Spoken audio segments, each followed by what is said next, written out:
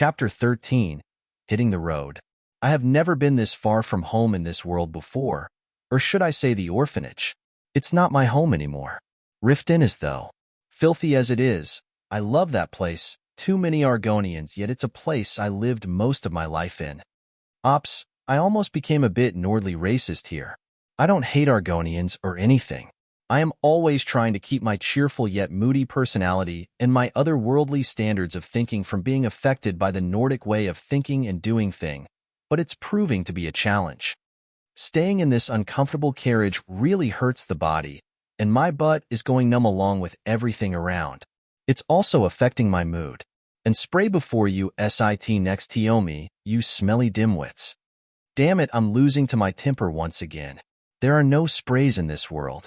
I tried to recreate them with alchemy and magic, yet it needs a certain degree of control I haven't mastered yet, and to cast it at people, it must be a very stealthy spell. I was known in the orphanage as a clean freak, yet that was barely the normal standards of a modern world. This world need adjustments. I don't care about being the savior of the world or anything. If I can make these people spray, I'll be a damn legend. Back to reality and getting a better position to breath. Away from the smelly fellows, my sight fall upon the beauty of Riften's forest. Such a place, even though it's winter and snowing, it's much better than many places. In winter, the whole damn Skyrim gets to experience a snowy season. I don't remember which mod used to have that feature, but that's a very natural thing in a northern region like Skyrim. The infamous bears of Riften and its hold go into hibernation, so travel should be safer, if not for those damn wolves. Winter's wolves are a mad bunch. They turn crazy because of hunger and bite on every moving thing they see. Carriages don't travel together, but they form caravans. Each caravan has its guards and scouts to guard against beasts and bandits. I also joined the guards to deal with wolf attacks. I normally used to bow and was praised highly by the guards. The merchants in the caravan bought every wolf I put down, and in no more than 3 days, I have already gathered the coins we paid for the ride. Best business I've ever done. It was normal to find better opportunities outside the cities where risks are involved and danger lurks into the shadow of each stone. Things got tizzy one night and my hammer was away from me, so I had to use magic. My favorite element is lightning, and I train a lot with it. It resulted to make my mana denser, adding that to my control, which originated from mysticism training. For that reason, my lightning sounded like the wrath of Thor. I'm exaggerating, but it will be like Thor's lightning one day. After showing off my magic, some people avoided me. Hey, I just saved your sorry butts. Sigh Nords. For someone who came from a different world, magic is like everything they want to know about. But for the people who live in a world of magic and be so indifferent to magic is so unthinkable to an outsider. If these people were educated, they would know that the race that excelled in necromancy thousands of years ago was theirs, the Nords. Ancient Nordic ruins are filled to the brim with undead. Forget about that now. It's camping time, so let's camp and make fire. Gaze mine magic, the motley-minded lot, and engrave its beauty in thy minds. That was me being cocky with my fire magic. These people hate magic so much, yet they can't help but watch me with envy, while I make fire by magic, not like their stupid way of smashing stones. I forced my friends to learn magic some time ago. Akira loved it and focused on magic that can add protection to her while making her move fast. Smart girl. Narina praised her greatly and allowed me to teach her. She learned alteration and some restoration. Her twin sword style was natural and beautiful. She was like a dancer more than warrior. Wolfer wasn't good with magic, but he learned beginner fire spells for survival's sake. His fighting styles is that of a shield bearer, and he's good with axes. That's a true Nord for you. Sviti was really good at illusion, but she didn't show much interest. I am not that good with illusion too. I just didn't give it much of my time. Isolde is a tragedy in magic. She never cared about it and had a poor talent in it. Me and Wolfer were sharing a fur tent. I took out a note I drew things in and started showing him my latest ideas. It's a habit I developed to pull that guy's leg into something. They were mostly weapons and designs from Earth. I always try to show them to this guy so he can make what's possible from these. If he could ever make a firearm, I would be so happy. This guy's talent was the real deal when it comes to blacksmithing. He kept taking notes and was immersed on how powerful and unique these weapons would be. I even made some movie weapons like the Mjolnir and Stormbreaker. Wolfer stopped me at a certain design that I put some effort in some time ago. It was a two-handed hammer axe in one. This drawing was extremely sinister. If anyone saw it, they would mistake for some Daedric artifact. The hammer half was as follows: a front half of a skull as the blunt hitting side of the hammer with its mouth closed. Its eyes had a spike each, yet it was a bit out of the eyes to cause damage while not standing out. The skull design was to make it as blunt as it can get. It was linked to the pole of the weapon by a metal that was designed to look like a thick backbone that came out from the backside of the skull. The axe side with a sharp third of a circle with its blade a bit thicker than its inner part, yet the inner part had these bone phalanxes that looked as the link between blade part and the weapon pole through the axe's inner part. The pole part was not straight and engraved with deathly drawings of snakes, flowers, thorns, and skulls. The drawing itself gave a vibe of death. This weapon in reality must be the favorite weapon of the Harbinger of Death. If someone from modern Earth saw that weapon, they might think it's some art design from emo or gothic culture designs, or even anime stuff. But Wolfer's face was drenched with sweat once he saw it on paper. "Which Daedric weapon is that?" Wolfer asked. "Lord John's," I replied. "Cut the crap. This drawing is evil in itself, let alone the weapon," Wolfer retorted. "Can you make such a thing?" I asked. "Even if I can, I won't." Wolfer was already panicking. "Come on, once you be good enough, let's make it together. I'll enchant the axe side and the hammer side, two different enchantments, but once I master it the way. That was I really planning. Are you mad? The Vigilant of Stinder will have our heads if that thing saw light." Wolfer cried in a low voice. The Vigilant of Stinder are what you call a brotherhood of fighting priests that worship Stinder, the god of righteousness or whatever. These guys are anti-Daedra and everything fun. This guy has a point. Still, come on. I use necromancy and they never caught the wind of me.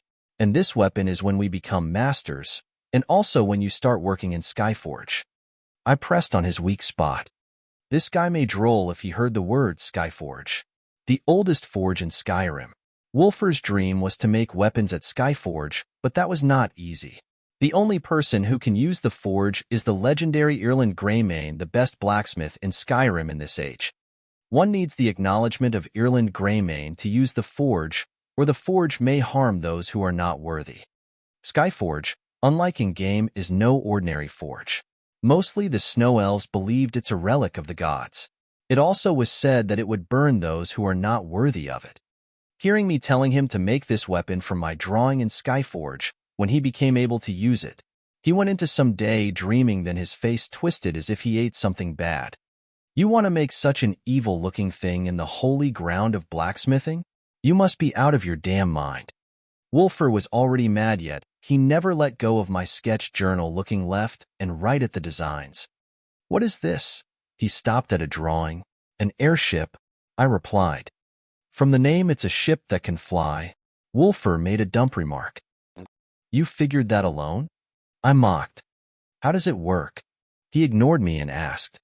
"Fell the balloon, that big airbag with hot air that has the nature of rising up above. As it has been already trapped in the balloon will go up carrying the ship." I stopped talking and began thinking.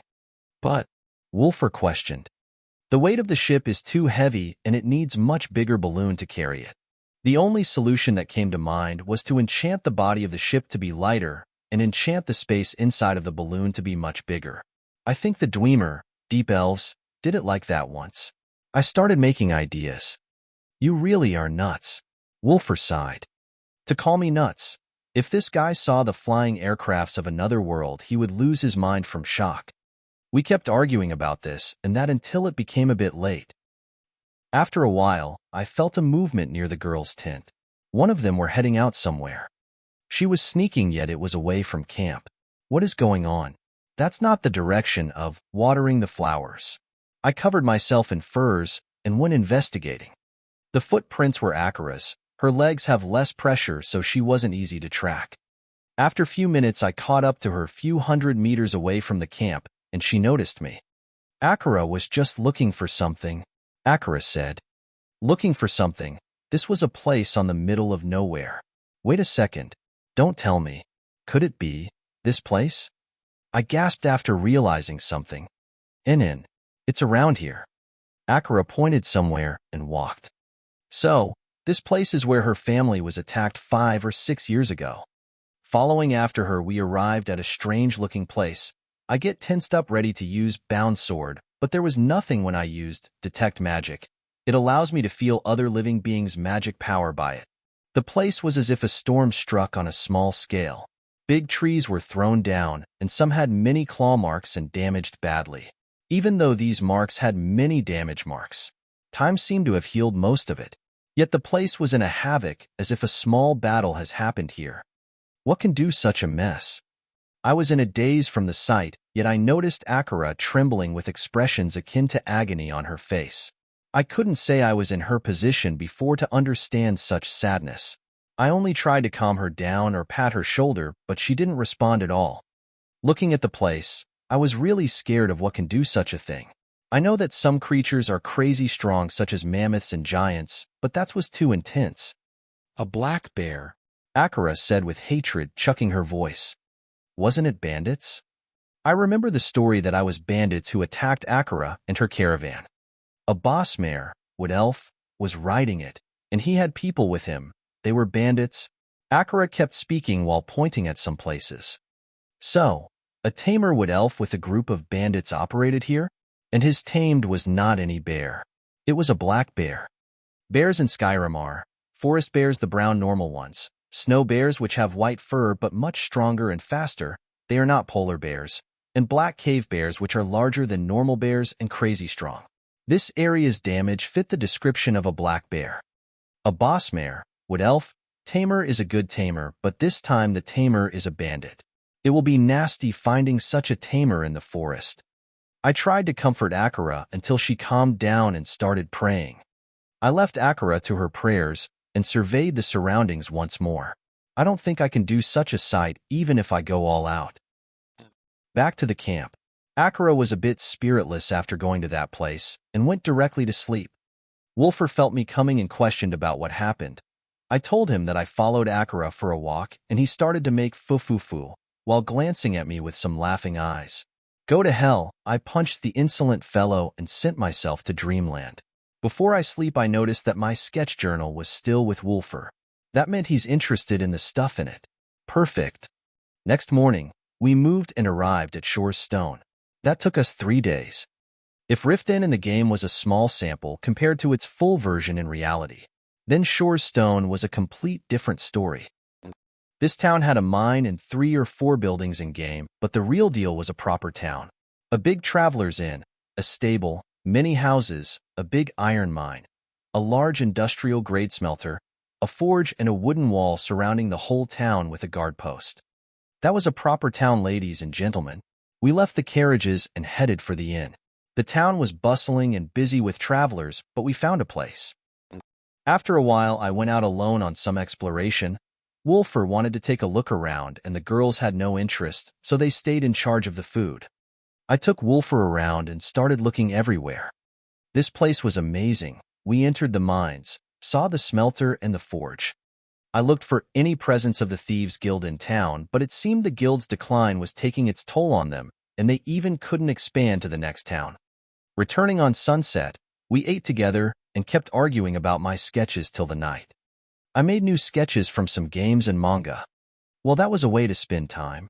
The next day we went early to buy supplies and went to the carriages. The others came a bit later and we hit the road once again. We headed north and it was a calm ride. After we camped for a day, we kept heading north and then headed west with the crossroads. After that it was a sight to behold. The road between the Rift Hold and Eastmarch Hold had a beautiful view over the sulphurous pools and rocky crags of Eastmarch. The Rift Hold was few hundred meters above sea level, but the Eastmarch Hold was under sea level, so the road was horizontally on a slope. We camped in a camping spot near the road and headed to our next destination the next morning. After descending the slope, we were officially inside Eastmarch Hold and our next stop was Darkwater Crossing, the new mining town. Unlike Shore's Stone, this was a new mine which was still undeveloped and barely had any features of a town. Even though we were at winter, the weather in the place was warm and good. If the place was not full with giant tribes and predators, A resort city would have been built here long time ago. The mine here was a corundum mine, which was a good metal for crafting. The one who discovered the mine was its current manager, the beautiful adventurer Anek Cragjumper. She settled here with her husband and daughter, which was 11 this year. I know about all that because Anek was in the game, a quest giver and a potential follower. After looking around in the inn, I forced the girls to follow us this time. I know some good stuff about this place. First, we went to see the mine. There were also a farm and campsite. Strange enough, the miners lived in these camps, as the weather here was exceptionally good and the nature was lovely, so no one cared about houses for the time being, as the village needed some development first. The inn, which didn't exist in-game, was built early to attract travelers and develop the place faster. After the tour, the sun was still up and we were not really tired. I went to a guard and asked him about directions in the area north of the place. Taking notes of what he said, I dragged the scared lot into the wildlands while promising them a good adventure. Isolde and Sviti wanted to turn it down, but this was for their own good, so they got dragged. After an hour, we reached a cave. I conjured a familiar and commanded it to explore ahead. I forgot to mention about this spell. It's conjuration school for those who doesn't know, and the familiar in-game is a ghost wolf. Familiars can be used for exploring more than fighting, and they have many forms. As long as one can comprehend a certain animal's behavior and habits, then one can make a perfect replica as a conjurable familiar. As the control was easy, they were better than Atranax in scouting. Atranax needed more control and had to stay close the caster. My familiars were few other animals that I watched on documentaries in my past life, which greatly surprised Narina. I can make dolphins, sharks, eagles, small birds, and cats. My favorite was falcons and cats, so I used them to explore a lot. Now I used a cat to run inside the cave and controlled it while reading its mind. I confirmed the location and marked it on map. This place is called the Eldergleam Sanctuary, a holy land for the goddess Kinnereth and the most beautiful spot in Skyrim as far as I know. This is also a place where pilgrims happen, so don't touch anything in there. I informed the guys behind me and went into the cave. Akira was curious, so she was on my tail. Wolfer followed, not really interested about anything as long as it's not related to blacksmithing. Sviti and Isolde was too afraid to enter, yet what made them more scared was to be left behind, so they came. I casted a candlelight spell and hovering a bright white light sphere above my head. Everyone stuck close as we got into the cave's tunnel and followed silently. A minute later, light shone at the end of the tunnel and the scene completely changed. I saw that in the game, but I lost my words completely. The game didn't give this place any justice. How to describe what I saw in words was just so breathtaking that I fall in love from the first sight. This place was a true place to comprehend nature to its purest form. So that what you meant with a holy ground, Wolfer exclaimed. Man, I only read about it in one of Narina's books. I made preparation to not be amazed, but that's just too much beauty. Am I even worthy to enter? I was making a dramatic speech. Of course, as long as no one means harm to the sanctuary, anyone can enter. A voice replied to me. There stood an old woman in a yellow robe, a priestess of Kinnereth it seemed. We nodded and passed the bridge over a small water creek. The sanctuary was in the heart of a hill that guards the place. The space was uneven, but there was a road and man-made bridge around the entrance. Once you pass, you will come to a vast garden that can be mistaken for a paradise with so many trees and exotic herbs. I could feel few presences concealed in the trees. I recognized them as Spriggans, are tree spirits that take the form of female humanoids. They possess moderate intelligence, but despite being revered, they are usually hostile towards travelers. Spriggans have their own unique language, which can be learned by scholars and used to calm the creatures. They can be considered the agents of nature. They are usually found protecting secluded glades and groves all over Tamriel, often blending in with the plant life and catching trespassers unaware. Spriggans attack with their long, sharp fingers as well as their teeth, and have the ability to poison enemies. They have incredible regenerative abilities, resulting in adventurers often having to defeat them several times before they remain dead. If threatened, they can call nearby woodland animals to aid them in battle. and some even have the ability to magically summon black bears. Looking around the place, we saw some ridiculously large roots coming down from a high place. Top of the roots was a tree, not as large as its roots, but it was still a big tree. That was it. This is the Elder Gleam. I and the priestess spoke in unison. I made an hymn and apologized for interruption. She smiled and said it's fine. We approached the roots and I touched them. Also, I activated Detect Magic. The felt inside magicka inside them were like an ocean. The Elder Gleam is maybe the oldest living thing known to this day. The energy in the roots just now was the real thing. These roots also are too mysterious. I don't think I can harm them even if I tried to. I declared my discoveries to the lot. Really? At all? Wolfer was amazed. Yeah, this root may be harder than metal itself. The magical effect in its magicka is resistance of the holiest level. I said, you know a lot. The priestess spoke after she followed up to me. Yeah, I am trained as a mage, I said. The priestess nodded and stood in silence. So, nothing can harm this tree? Isolde asked while immersing herself in its beauty. Maybe Alduin the World Eater, I said. That was true, though. Your nonsense about dragons again, Sviti complained. I laughed at her. Let's wait few more years and see how you respond. If an unholy artifact were to be used, it may do harm, but on what cost? You will conjure the wrath of nature and its guardians. Maybe Grelad's kitchen knife can do the trick, though. I said something and covered it with a joke. The guys laughed when I made a joke about Grelad.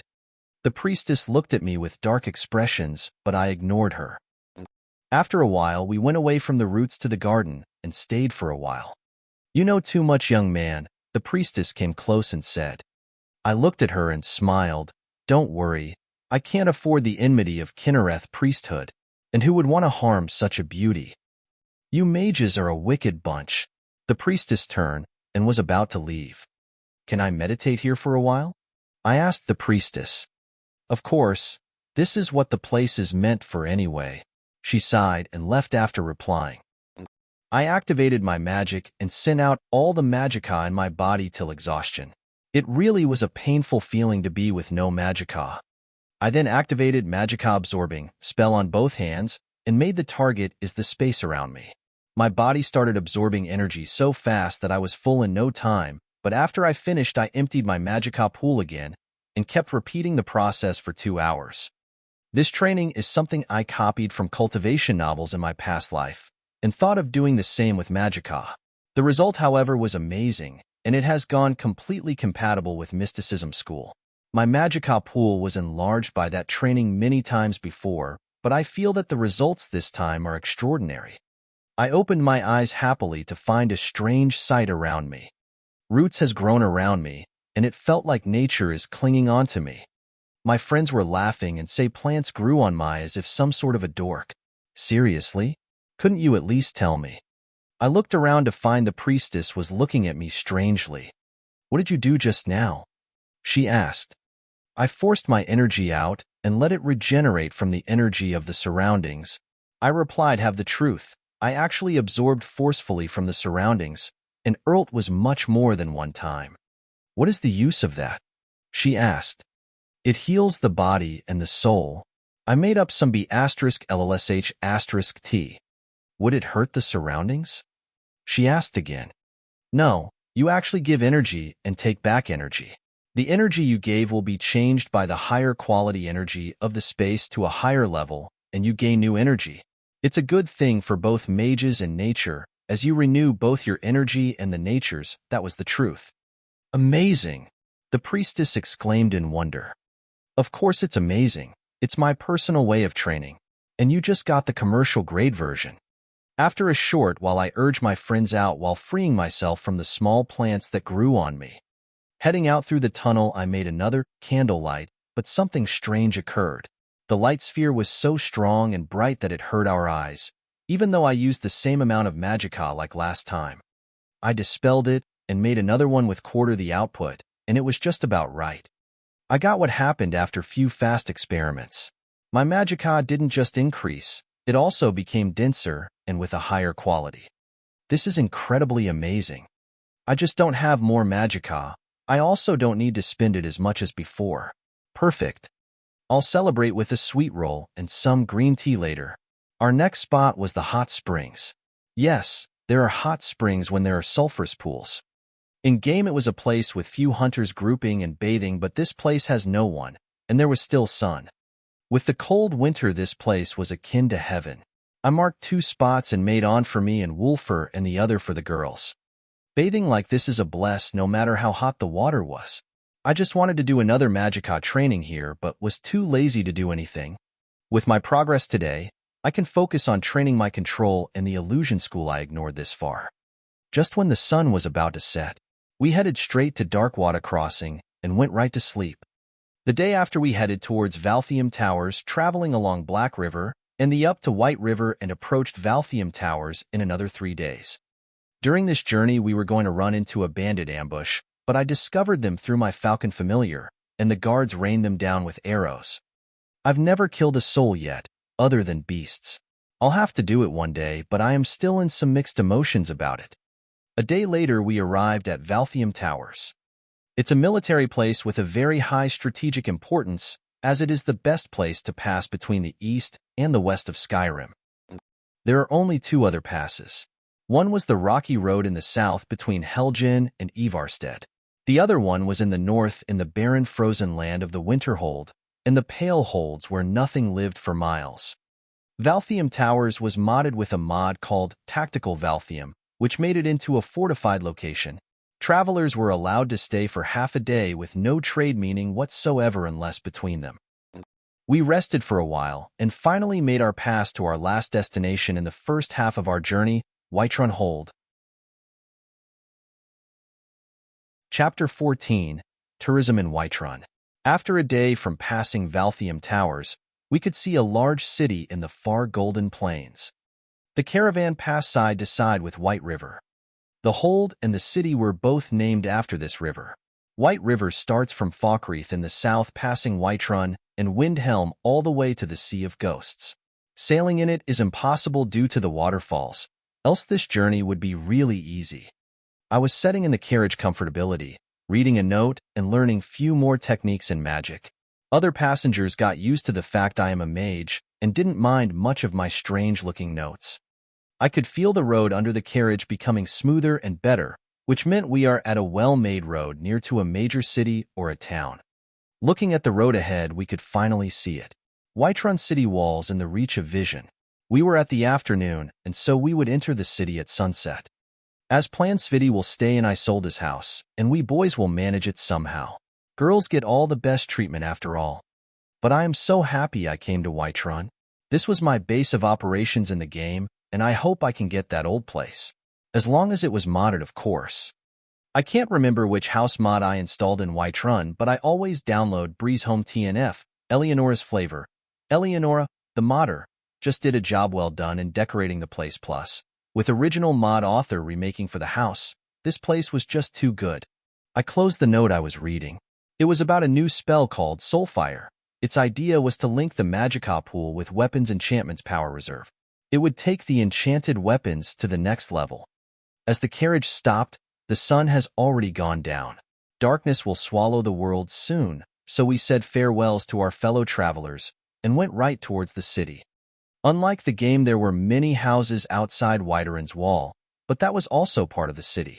The stables where the carriages stopped were to our right as we followed the road ahead and passed through the first gate. After it, we walked and turned with the road to see a second gate that was well guarded. We had to pay the tax of entering the city as we don't have the identity of a citizen. Identities are pieces of wood that are marked with the date of its issue. Isolde has her citizenship pass, so she was okay. That sort of thing happens in each city, but the security in Riften didn't exist to begin with, so things was easy. Passing the second gate, we headed straight to the last wooden big gate. What met us in Whiterun was a very bustling place, even though sun was going down. I don't remember that this city was like this. After asking around, we discovered that Jarl Balgruuf the Greater has been blessed with a third child, and it was a girl, so he threw a party to the whole town. So that little sh*t was finally born. There is some bad blood between me and that girl, from the game of course. But I'm a pity person who takes revenge even on little girls. Back to present, the city has 3 areas. The Plains District is the lower level of Whiterun. It is where the common folk reside and trade amongst each other. The Wind District is the second level of Whiterun, and it is the home of the nobility in Whiterun, as well as other notable groups. The Temple of Kinnereth is located in the center of the Winds District, parallel to the Gildergreen tree, an ancient tree that grew from the Eldergleam tree of Eastmarch. The eastern side is the home of the Companions and the Skyforge. The Companion Stronghold was the first building in Whiterun. Finally, there is the Cloud District, which is the home of Dragon's Reach. We pass the streets while looking at beautiful city. After a while, we reach the market square that has been turned into a festival area. Avoiding it and heading straight to a big building. That was it, my second home in game. The biggest inn in Whiterun, the Bannered Mare. That was a good place for early players to stay, and also a gorgeous inn. In real life, that wasn't much different except for how huge it was. The number of tables inside and outside, also the tavern bards and music. This was what you expect from a Nordic medieval inn. We walked inside after Isolde, of course, and looked around for a place to sit. A maiden with an unusual silver hair came and guided us into the inn. The place was good and nearby the fire pit. Unlike other holds, Whiterun had fire pits in every house. Other holds have proper fireplaces. Gamers always tripped in them, though. Just as we sat, Isolde jumped up and held the silver-haired girl to stop her from leaving. The girl was surprised and turned around to look at Isolde. Isolde's voice was soft when she said, "Alfina?" The girl looked at Isolde with strange gaze that turned at once to wonder and screamed, "Isolde." Just as Isolde was nodding, Alfina attacked Isolde and hugged her tightly. The inn turned silent for a bit, and then few people hurried over. The innkeeper lady and some other old women. If I remember, this is Alfina Greymane, daughter of Erland Greymane, the greatest blacksmith in Skyrim. While I was remembering who was Alfina, a blond boy said, "Isolde from 9 years ago. Mathjar's and Bryfa's daughter?" The inn turned into uproar at once. From what Isolde told us, Mathjar and Bryfa were her parents who owned the general goods store 9 years ago. As the people realized that all came to greet Isolde, well, that was warm, and we were invited to many drinks. That blond boy saved us in time, though. He called off the party and sat with us beside Alfina. "I am John from Clan Battleborn. Sorry for the late introduction. This is Alfina Greymane, and the innkeeper there is Hulda. We used to know Isolde since way back." He introduced himself and the others. What a polite fellow. "Hello." The 4 of us spoke and nodded. Then I looked at Isolde to introduce us. "This is Akira, and she will stay with me from today onward. This is Sviti and her brother Wolfer. And this is also a John, but you can call him John Dare." Isolde made introduction, but she forgot something. They were with me in Honor Hall. Then she remembered. Alfina and Hulda made an showing sympathy for the poor little orphans, while John Battleborn looked at me and said, "Another John? It's hard to see one of our kind these days." Indeed. I raised my tankard to him, and he raised his to me. We clinked laugh to each other. I always liked this guy as an NPC in-game. Few years from now, the Battleborn and Greymane clans will have a feud, but John and Alfina, who loved each other, will remain true to each other. Thinking about it, and remembering how I changed the fate of Wolfer and Sviti. How about I try to change John's and Alfina's? These two must be wed before 4 times 10 to the power of -201, or they will have it hard. "So, how well do you know this city?" I asked. "Been here all my life," John answered. The same answer from the game. "You see, I don't want to be a bother, but I heard many good stuff about this town, and we need someone who knows the ins and outs. I made a request for a guide." "Haha, you found the right man for the job, my friend. I am free all day long. All I do is training and singing," Johns declared. "A bard you want to be? Did you join the college?" Sviti jumped into the conversation. "I am a bit in no hurry to go there. Also, if I left some things unchecked, they might get robbed away." Battleborn made a vague answer. "Oh." I was taken aback. He didn't want to leave because the Greymane clan might find a husband for Alfina. Well, that's one's own choice after all. "You said you train. You are becoming a traveling bard or something?" I asked him. "Singing and fighting are the closest 2 arts to each in Skyrim. You want to be a good bard, you need to learn how to fight. Singing for the affection of wenches and boasting on no true heart is no Nord way. Battleborn replied with a strong voice. Well said, truly. I acted as if I was impressed by his words and filled his tankard with mead. Frankly, this guy is honorable and smart, but he's a bit lax and laid back. So, what's the interesting stuff in town? I asked. You can join the companions if you want. They accept many young blood these days. Their place is the Jorvaskr. You can visit Skyforge if you went there too, and you can see the glider green in the square of the Cloud District. You can go hunt in the plains, or go to Oldolava for a soothsaying. And finally, the inn. Here old Hulda will sink you in mead if you asked. John made his brief introduction to the city and said, rest for the night, and I'll show you around tomorrow morning. As we agreed to it, the celebrations outside cooled down. Alfina took Akira and Isolde to the castle. Akira registered as a citizen and Isolde took back the key and the title deed to her parents' house from the Jarl's steward. As they got back, Sviti went with Isolde and Akira to that small house. Me and Wolfer stayed with John Battleborn at the inn drinking all night. After paying for 2 beds, we headed straight into Dreamland. The next day, we made an early start even when it was snowing outside. The market square was empty, so it was for the better.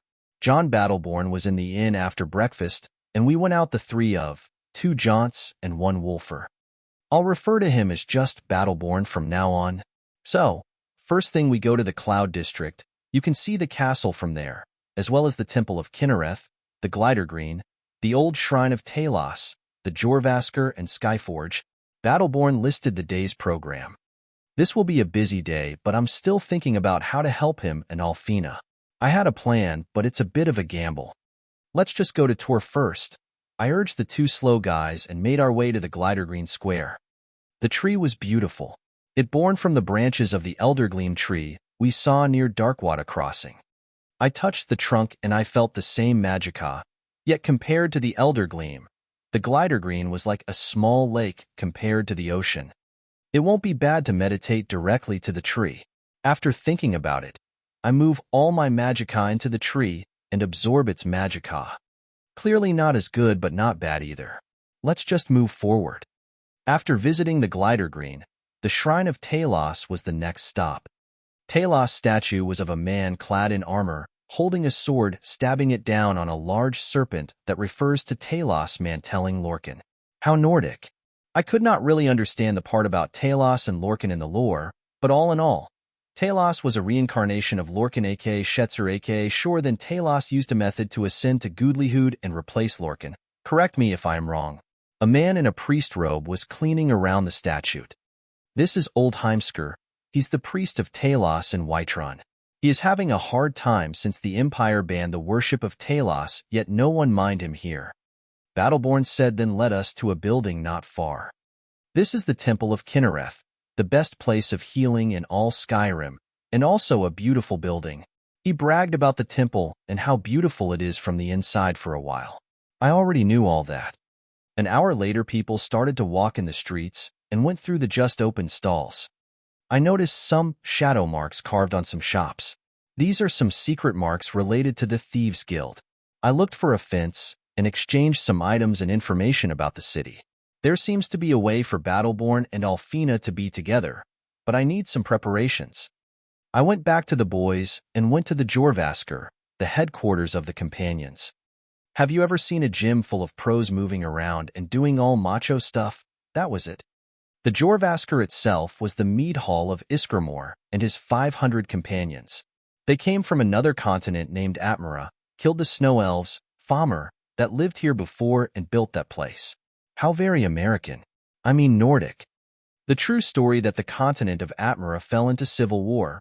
People went south to a new continent and wanted to settle there. Elves were never fans of humans because humans grew in numbers faster than them. They attacked the first human city, Sarthal. Iskermore survived and fled back to Atmara to find the war ended, but it was freezing over, so he raised an army and brought them back as his 500 goons in an event known as the Return, then drove the Snow Elves from Skyrim and established the First Nord Empire. The Snow Elves went to seek refuge to the Deep Elves, Dwemer, underground. The Dwemer tricked them into slavery that resulted for the Snow Elves to be turned into today's Falmer, or some rather called the Betrayed. A very mean and evil race that survived with bugs and guarded the Dwemer abandoned cities after the Dwemer themselves disappeared somewhere. That was the most brief version of the story. There was more, but I can't really write it all here. If I am mistaken, somewhere point it quietly. Thinking about that senseless story, we start watching the companions who were training their whelps, greenhorns. I could see some familiar faces. The beautiful tomboy Ela, Farkas and Vilkas. Moving on, we arrived at the Skyforge next to the Jorvasker. It was a small stony hill and a forge onto of it. On top of it was a monument of a bird whose eyes and beak were opened in flame. Wulfr was losing his marbles when he saw the large forge that was emitting heat from a long distance. That was a little bit too much in my opinion. He was thinking of going nearer, but Battleborn stopped him, saying this is as far as people can go. I, on the other hand, was immersed in my thoughts. I can't check this forge directly, but there were a lot of fire magicka emitting from it. That may be a very good place to master fire magic. But without a proper training method, it would be extremely dangerous. When Wulfr knew that Alfina was Yerlin's daughter, he lost it once again. To him, the daughter of Yerlin Greymane must be a forge maiden, not a bar maiden. This guy has a simple head. Looking at John Battleborn and Wulfr, I remembered my friends from my past life. Fatty and Four Eyes. These guys should have given my corpse a proper burial and never touched a VR headset ever again. I smiled and moved these guys away from here. I went to the Jorvasker again and asked about joining the companions. They told me that I have to stay in the city for a bit of time and become a whelp under guidance for a few days before they accept me as a full-fledged whelp. I only have few days before the next caravan to Solitude, though. Let's do that after the coming-of-age ceremony. I asked to train with the whelps for a few days, and they accepted it. I can use the training yard. Actually, they don't mind anyone as long as they know how to fight. John Battleborn lived to his family's name. He was a good swordsman. Wulfr was a shield-bearer and an axeman. His throwing skills were good too. He probably learned a lot from Balamund. I showed off my bow skill to have a conversation with Ela. She showed interest and competed with me. That was a waifu from the game, so I had a good time. Her red hair was the same as Hilda, and she didn't have and paint on her face yet, which meant she isn't 16 yet. Her armor was so clumsy and big for a girl with a small build. It reminded me why she chose the armor from the game. Promising to train again tomorrow, I went back to the inn dragging the two beaten-up fellows. They gave me strange glances with their eyes. They were being beaten up by macho companions all day, and I was having an archery contest with a girl. Well, I'm a handsome guy for a reason, so don't let me waste my pretty face on nothing. We went to the inn and drank again. This night Battleborn was too tired to walk home, so he stayed in the inn. Next day was a cold. The three of us walked under the cold light of day and helped cleaning the inn. We met with Alfina, Isolde, Akira, and Sviti. Compared to us, the girls looked healthy and all well-rested. We were raving all night after all. After breakfast we left, for the market as the girls wanted to buy stuff. Girls were girls no matter which star system they came from. We walked all noon after them. It was one of those nightmarish shopping when boys just follow girls and carry all the stuff. During that time, someone came to me and introduced himself with a code name. That was the Thieves Guild. As a member, I can get some stuff I want from every city's crew. I asked for some time and followed the man to a desolate alley. So, what do you have for me? I asked. Best moon sugar in the city. If you hand it to that woman, she will do it right. The man said. You sure she isn't some trickster old crone? I double-checked with the man. She is the real deal, I tell you. She works better. The better moon sugar she uses. The man confirmed the information. I paid him and left. That was some information about Olava the Feeble. She is a woman in Whiterun who can see future reading for a price. Moon sugar is an alchemy ingredient from elsewhere, the main ingredient to make the infamous drug skooma. I was thinking about trying some skooma once, but I train all day and skooma is addictive effects can hinder me. I returned to the girls and finished the shopping, then took the boys and went to continue our tour. Battleborn showed us his house and the Hall of the Dead, where Nords bury their dead. After that we went to Olava the Feeble for some future reading. I acted excited and urged the guys. She could do some future reading with many things that includes reading tea leaves, reading palms and cards. The moon sugar is her trigger though. But seriously, what's with old grannies doing drugs and seeing the future? Olava welcomed people front of her house. She was an old and weak woman. I sent her someone from the guild and gave her some of the high-quality moon sugar. I asked for a certain reading to be customized a bit. She was not happy about it, but when she was promised more high-quality moon sugar, she agreed right away. Battleborn didn't like knowing about the future to not worry himself about it. I told him he can just ask about any worthless stuff since I'll be paying. To make the play better, Olava was cooperating with an unusual way of a future reading that I suggested through my agent. She used cards. That was a bit uncommon for her usual business. You are using strange paper this time, Battleborn wondered. Your friends paid a lot of money for an accurate future reading, my boy, Olava said. We took a card each. They were empty, but we had to write the first word that come to our mind. I wrote blood. I don't know what the other wrote, though. While taking the cards and placing them in order, I made my move. I switched my card with Battleborn's card. Olava knew about this, and she moved to the first card. It was Wulfr's card. She held it with two hands and asked Wulfr what does he want to know about. I want to know about Skyforge. Wulfr was straight as ever. Battleborn laughed and I sighed. Olava closed her eyes and hummed. She started talking. I see a path filled with fire. A fire that no human can approach, but you have to walk that path. To reach the forge, you have to not only rely on your luck, but also on the luck of the boy who fear no fire. He will take your hand and name you his brother. I was astonished. That was one vivid reading. I kind of felt scared now. Wulfr was astonished. He found a hint to his dream. Suddenly, he turned towards me and held my shoulders with his hands. His eyes were shooting beams of happiness. Did you hear that? Wulfu asked. Yes. Congrats. Now go find that unburnable man. I asked and tried to push him. He was beaming with happiness knowing that he had a chance. Okay, geez. Don't droll on me. It's my turn now. I pushed him away and looked to Olava. Now please my card, I said. What do you want to ask about? She asked. I am asking about love. I said my request while joking. Everyone laughed. Wulfr said some things about why I sold stop playing around with girls. Who is that playing around? I just use my otherworldly gentleman style with my devilishly handsome face. Olava held the card and made the same posture while humming, then said, You are running out of time, my boy. If you don't hurry and make the silver girl yours, her family will never approve of you. You have 4 winters. What? What's silver girl? Who is that? I made a dumb face.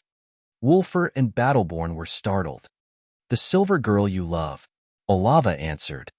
I don't know any silver girl, I replied. Olava made uneasy face and looked at the card again. John noticed the paper card and looked at it. Isn't that my card? Oh, the cards were mixed up then. Wait, isn't the silver-haired girl Alfina? I made up a dumbfounded face. What? John Battleborn noticed and looked at Olava again. Is that vision true? The vision depends on the cards, my boy. Olava said the B *LLSH *TI asked from her. Damn. By the 8, why 4 years? Battleborn looked worried. I apologized to him in my heart, but it was the truth. No one will believe me if I told them that the biggest 2 families of Whiterun will have a big feud 4 years from now. What made John Battleborn believe it more is what he knew about the 2 families' beliefs. The Greymanes were Talos worshippers, and the Battleborns were not faithful to Talos that much. The soothsaying of Wulfr was 100% Olava's effort. Battleborn's was as we made in the deal. Olava returned Battleborn's card back and took my real card this time. You will still ask about love? Olava asked, and I nodded. Olava took the card and made the same stuff once again. Then she laughed. Hello, anyone home? I was about to say something, but she screamed and threw the card away. Okay, that's out of scenario. I don't know what she is doing right now. I looked at her, she said. Yes? And? I asked. Olava gulped and said, and opened her red blood eyes and looked back at me. Okay. Perfect, really. So, I am having a horror romance plot twist at some point. I made a speculation. That sound ominous, Wolfer said. Yeah, think twice before you think of following me around again. I mocked him. We said our thanks to Alava, and I handed her the rest of the deal. She held to my hand and said, it's all true. The 3 visions are. Her hands were cold and trembling. I guess there is some truth to it. It was not afternoon yet, so we took our time walking, but the 3 of us were thinking without speaking. I looked at Battleborn and asked him if he is okay. I am fine, it's just too sudden. John was a bit pale. So, you have 4 years. I reminded him. What to do then? He was a bit in a daze. Get married. Wolfer said it. Battleborn froze. He had many things to be worried about now. I guess he won't get lax. That won't be easy. The Greymanies won't take me seriously. John was still negative. Guess I'll give him a hand. If you want to, you can join the companions and make a name for yourself. You can go to the Bard's College and finish there quickly. You also can join the High King's tournament and make achievements there. I counted the opening opportunities for him. He thought for a while and said he will think about it. I told him to go home and take it easy, then meet us tomorrow at the inn with his decision. Let's head to the Jorvasker. I talked to Wolfer, who nodded to me. Walking to there, we entered the training yard and met with the other whelps. It was the same as yesterday. Wolfer got beaten and I shot arrows with Ela. She was only interested in my archery skills, though. She was faster than me, but I hit the marks more accurate. We told them we were leaving tomorrow for the High King's tournament and said our farewells. Next day, John Battleborn came with a knapsack and a stiff face. He said he'll head to Solitude. I knew he would do it. Alfina meant a lot to him, and he had to step up. Well, if I didn't do that, he would have done nothing even after the beginning of the game's events. He is not even involved in quests, so helping him won't affect the other quests seriously. John Battleborn stood front of Alfina Greymane. I am leaving. He said just that. I will be waiting, she said and nodded with a smile. 2 years. He told her how long it will take him. 2 years. She nodded with the same smile. Akira and Isolde were clinging to Sviti and saying their farewells to her and Wolfer. I lagged a bit behind until everyone finished. I talked with them for a bit and said some words to Akira's ears secretly. Here gaze turned cold and said, this one doesn't do fluff. Damn it, so heartless. What is the point of being a Khajiit girl if you don't fluff? As soon as everyone was done, the 4 of us left the bannered mare and headed to the stables outside the city. The new caravan started moving to the west, and it had a smooth start. The first stop will be the city of Mortal, and the second will be Dragonbridge after passing Hjal River, then to our final destination, Solitude. Chapter 15. The Team. The road to Mortal was a pain. We had to travel with only a little rest, yet too many annoying encounters happened. First we met wolves, unfriendly as usual. Then we actually bumped into some wild undead. I gotta use my hammer to its full might. It also means that some ancient Nordic tomb were unearthed somehow, or unearned if we take the world's name into consideration. This was my first time fighting undead, and it was rather, how do I say it? It was strange. I fought with a Spriggon before, so I am no stranger to fighting monsters that used to be fantasy to me, and also I can summon some undead, but that was really interesting to see how wild undead behave. The weapon they use are ancient. Its metal is rusty, and its wood is rotten and green. Undead must be burned after defeat, so that don't spread some weird unknown disease. John Battleborn never knew I was a mage up until we set off. I kinda don't go around saying I can do magic, so I don't get cold treatment from Nords. After a week of traveling northwest, we reached a mountain range. There were many caves here, but unless you want to travel in the wild plains of Whiterun to get to Dragonbridge, you just have to get to Mortal through the mountains. Cold Rock Pass is a cave off-road that is as its name so cold, but it is considered a road for some traders. I haven't seen it as an official road in-game, but this was really a smart detour, and also a beautiful sight to see. But what met us in the pass was a troll. This was my first time seeing a living one. The whole damn protection squad got ready to fight the moment the troll was spotted. It looked like an evil gray gorilla with long claws, evil head and 3 eyes, I offered cover by fire magic at this point. Trolls have a terrifying regeneration ability that could only be nulled by fire. I spammed fire bolts at the damn thing and I kinda pulled its aggro. Wolfer's shield took a hit from the troll and he was sent flying. Seriously, that was terrible. To send someone like Wolfer flying can only be done by someone as powerful as Hilda. It got pinned down by spears, and I roasted it with fire. The smell was terrible and I got injured few times. Things went like this until the fire and the spears made the troll too tired to fight, and it died with an unsightly appearance. It wasn't an easy fight, but no one on our side died. After the fight was over, we started taking care of the wounded. There were 20 men in the team, and they were fairly strong. They could have won with some casualties, but fire magic ended the party early. The healing was done by me, and those who could use restoration magic. Every time magic be useful, and there are Nords around, I always tease them and boast how almighty magic is. Some get provoked and some argue, but troublemaking is fun that way. The caravan kept going into the pass for 6 hours. After we got out from it, we officially were in Jalmarch Hold. From here, we took the off-road way and arrived to Mordhal after a day. No one really traveled to such town. Mordhal is damp and full of marshes, so travelers hate it for a reason. I wanted to stay in the town of Mordhal to check out some game-related stuff, but the caravan leader told us that Mordhal Jarl has a bad reputation with witchcraft. I was offended and wanted to argue, but he said that this woman creeps him out, unlike mages like me. I wanted to retort, but I had no energy to.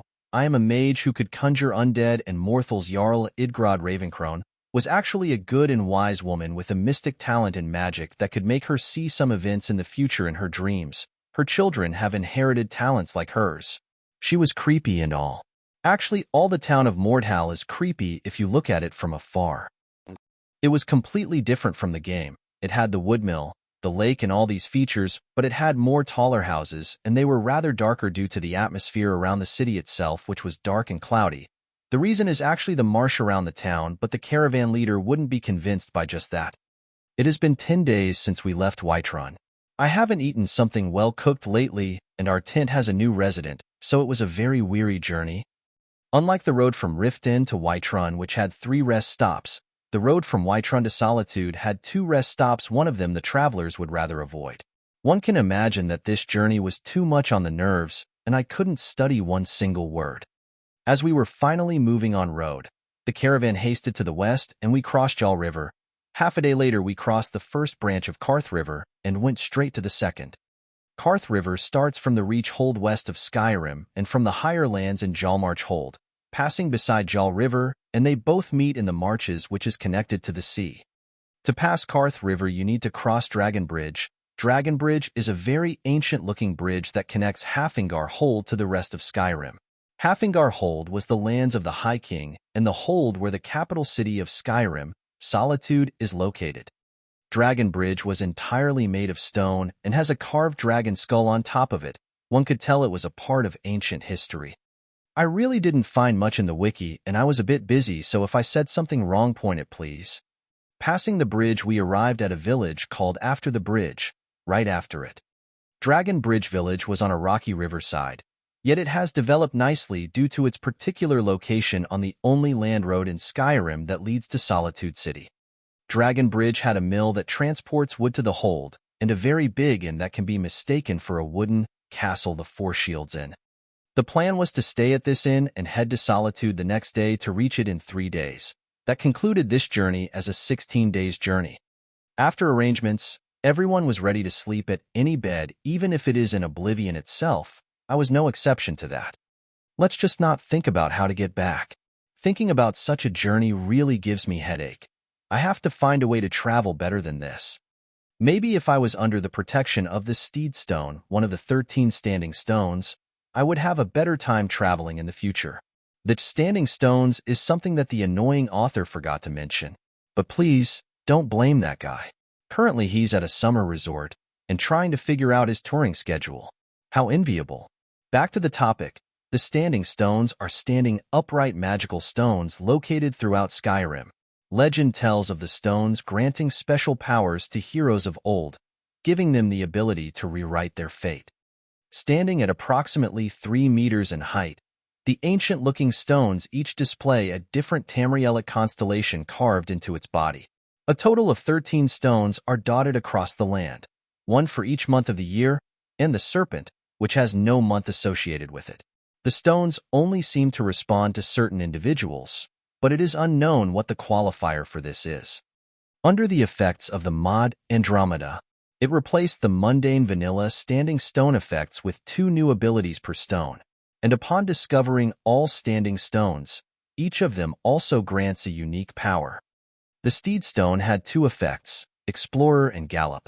By Explorer, the steed increases carry weight, and with Gallop, the steed increases movement speed and stamina regeneration when out of combat. They are very good at lone traveling. I was under the protection of the Shadow Stone myself. It granted me blind power, increases movement speed in combat, and hide in shadows, which works near a wall or obstacle.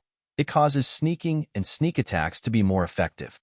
Back to the traveling topic, I was planning to buy a horse at some point, but I am looking for a good breed. Nord horses, on the other hand, are hardy but slow. They can endure the cold weather of Skyrim. While thinking about that, my heavy head already sank to deep sleep. I woke up with no energy at all.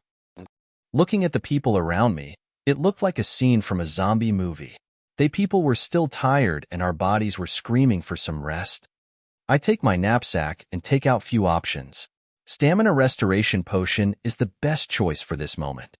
I go down to the inn's hall and find my 3 friends sitting on a table and leaving a place for me. After I said I take out the green potion, Wolfer and Sviti saw it and held their tankards to me. I pour some in each drink. Battleborn looked questionably, and I told him what it was. He held his tankard immediately after knowing. Drinking potions in reality is different from the game. Potions are medicines, so they must be used under strict rules. Drinking them water didn't affect their effects, so they were advised that way. After consuming the potion, we were back on track and energy filled our bodies once more. Other travelers considered potions to be only for emergencies, so no one would use stuff as wastefully as me. Speaking of my wealth, I am actually not poor at all, even though I just left the orphanage a month ago. I used to work with the thieves and I always trade stuff with travelers. Also, I could gather some rare ingredients like Nirnroots and other ones from around the Eldergleam Sanctuary. I also sold many stuff I hunted in the journey to the merchants that traveled with us. I have a total of 24 gold, 19 silver, and 37 copper septims. 1G equals 10S equals 100C. Carrying too many stuff made me wish for some extra dimensional storage, like the ones they get in novels. There are magics that can do stuff like that, but quite high-leveled. After eating and drinking, we headed to the carriages and waited for the rest of the people. The Walking Dead arrived, and the caravan set route to Solitude. Hafingar's roads were much better than the rest of the holds. I could read the whole story of Queen Potima of Solitude. A powerful necromancer, she was, that all the hold of Hafingar was deserted after she turned it into a realm of undead. She was a sept in blood, so she had a claim to the imperial throne. After her son died in the fight for the throne, she grieved and unleashed all the undead she had on the world. After death, she was sealed somewhere under Solitude. Closing the book, I dozed off until we set camp. 3 days has passed, and we could see a unique-looking and extraordinarily large hill, or not. Let's just describe it as a rocky hill that a large river passed beneath it. It also serves as a windbreaker for the docks in the river. Above this large rocky hill, a city was built. That was our destination, Solitude. It had a large castle at the entrance of the city, which was Castle Dower, the headquarters of the Empire in Skyrim. There was also a large windmill, large towers, and a blue dome. That blue dome is of the Blue Palace, the king's residence. The sun was going down, so we had to hurry up and enter the city before dark. Entrance to Solitude is guarded by 2 gates and 3 towers. The first of these towers, situated at the crossroads, is Sky Tower. It's mostly a lookout, although in times of war, barricades are erected across the nearby road to act as a first line of defense. The second tower and first, smaller gate are collectively known as the Squall Gate. Here, attacking armies meet their first real resistance. Last, and certainly most impressive, is the Storm Gate. While Castle Dower, found just within the city's main gate, has always been a massive walled structure. Looking up and to the left of the main gate, one can see more rounded style of architecture that was the same as in the Castle Dower extension, as well as the windmill. Now we pass through the gates and enter the main shopping district of Solitude. Long road it was yet clean and has few trees left and right. There also was many stalls still working. I thought the city was going to be quiet once it gets dark. YRT it was lively. Let's just head to the inn. It's called the Winking Skeever. Why, you ask? Because the owner used to have a skeever, and it used to wink. Skeevers are large rats, very large, that if you are afraid of rats like me, then all you can do is just spam fireballs at them from afar. That was what he said in the game. I don't think having a skeever will qualify you to manage an inn, even in Rift Inn. Booking 2 rooms and leaving our stuff at them, we go down to get information. I was looking for specific information about the tournament. The High King's Tournament is an event that happens once every year for the King's birthday. It also serves a yearly talent show for Skyrim's warriors. The tournament 2 major events for 2 different age stages. The junior stage is for 20 years old and younger as long as you are suitable. The senior stage is for 21 years old and older as long as you are suitable. No one really uses magic even though it's allowed, but the people don't like it, so it's mainly battle prowess. I won a token to enter the tournament in Rift Inn. Each hold has a fixed number of holds, so I was able to participate. Each participant can have his team in the tournament. They could be chosen by the participants, and the limit was 5. I was planning to go in with Wolfer, but we picked John Battleborn from Whiterun, and our chances were better. I wanted to have the upper limit, but all the people I could find were senior stage. Let's hope for the best anyway. They were 5 stages: duels, shooting, horsemanship, team duels, and the most devastating of all, battle royal. The duels were by challenging each others. One can challenge each participant or helper once. Even helpers can enter the ranks of this stage. Its time limit was the whole damn tournament. The shooting was at the range by time and score. Each participant and helper had only one chance to shoot whatever they are good at, from arrows to axes to knives and even magic. The horsemanship wasn't much different, except it was for many targets, and you ride in a track while shooting at them or hitting them with a melee weapon. The team duels were elimination matches. The battle royal was on the last day, and it was a last man standing match free for all. There was an arena in main yard of Castle Dower. First day was the speech day. The king and the jarls along with the other emissaries will gather that day to congratulate the king and challenge each other's along with the other famous warriors. The second day is the day of duels that all the senior and junior teams would gather and issue challenges to each other's. The duels can keep going for the whole tournament but must be issued beforehand, and you can't challenge the same person twice, which means after you challenge him, he can challenge you. The shooting matches will be held from the 3rd to the 5th day. The horsemanship from the 6th to the 8th day. Both have 3 days, and it would be determined by the score of the highest team member. The team duels are the main event of the whole tournament.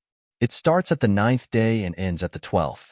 32 teams eliminate each other and rise for the champion title. In Skyrim there were no second or third place nonsense. We Nords win the whole damn thing, or go back to where we came from. The champions would receive Skyforged swords for the participant and his helpers. These were one of the few ways to get your hands on a Skyforged steel. If I get one, then I'll turn the whole damn Skyrim upside down for the best soul gem and ask Narina to enchant it. After the team duels, the 13th day is a break and rest for the 14th day. The Battle Royal. The legendary last man standing free for all Battle Royal. No alliances allowed. Just some good old pure Nordic mayhem. I read a brief note about this before, but that big announcement on the wall of the inn made my blood boil. Many teams were with us in the inn. Some teams were with their sponsors. We all looked at that announcement notice, and some people read it for those who can't. These events were for both junior stage and senior stage. I gave everyone their mission. Wolfer, Battleborn, and I will focus on training for now. Sviti and Battleborn will register in the College of Bards and will focus on our propaganda. The best place to neuter a bard is in the stage of fights, so Sviti will sing for us as a cheerleader. A beautiful girl with long black hair and lean figure will give us popularity. Battleborn will go with a sword and dagger as his duelist style was. Wolfer is my shield bearer, but I used to call him Tank, and I will go on with a hammer. Finally, the team must have a name. My naming scene is terrible and everyone knew that. Actually, I haven't given my hammer a name for that very reason. After planning it all in 10 minutes, we to make a team name. I conjured all my past life knowledge to get a good one. After 2 hours of cursing and mocking each other, we came to a decision. Our team's name will be... I spent 3 hours thinking about a name and never got one. I know how terrible my naming sense is and I always rely on name generators, but you guys deserve better. You guys help me with the name, or it will be a disaster next chapter if I picked it up myself. Also find a name for the damn hammer. Chapter 16, Day 1. Start of the tournament. The team name was White Wolves. How we arrived to this name was funny, really. A traveler named Chaos was sitting on table next to us. While we were arguing about the name, she said, "How about Gwynblade?" which meant White Wolf, so we accepted it. Thank you, Chaos, for helping with the name. I took the most liked comment. Thank goodness I didn't steal a team name from the king's avatar. The hammer will be Agni Ra, gods of sun from Hindu and Egyptian mythology. Thanks for Alex Tolo suggestions. As long as it has something Egyptian in it, it works. After a day, Sviti and John Battleborn came back to the inn with high spirits. Both have been accepted after passing the test of the college.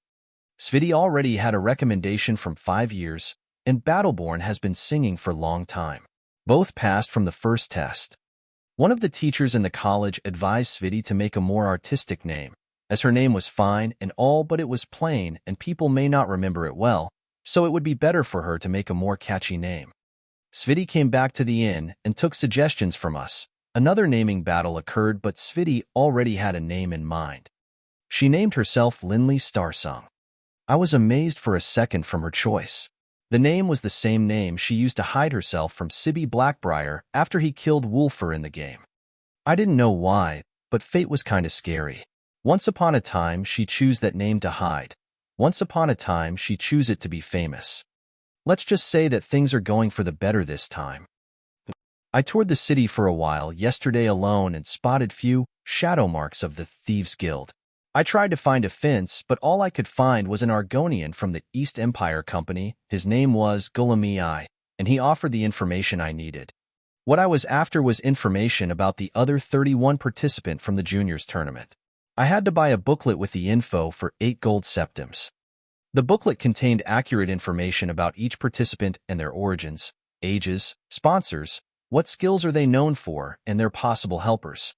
Most of the sponsored participants and the high-end gamblers already had these booklet, and the Argonian told me that the gambling on the juniors stage is much more fiercer than the one in the seniors. The juniors are new blood, and not as known as the seniors, so people tend to gamble more on the unknown participants. And the known seniors' duels are less in number than the hot-blooded juniors. Also, most of them don't even bring helpers. So, from all that, all the junior matches are the important ones, while the seniors is only in the name of honor of fighting against the best opponents.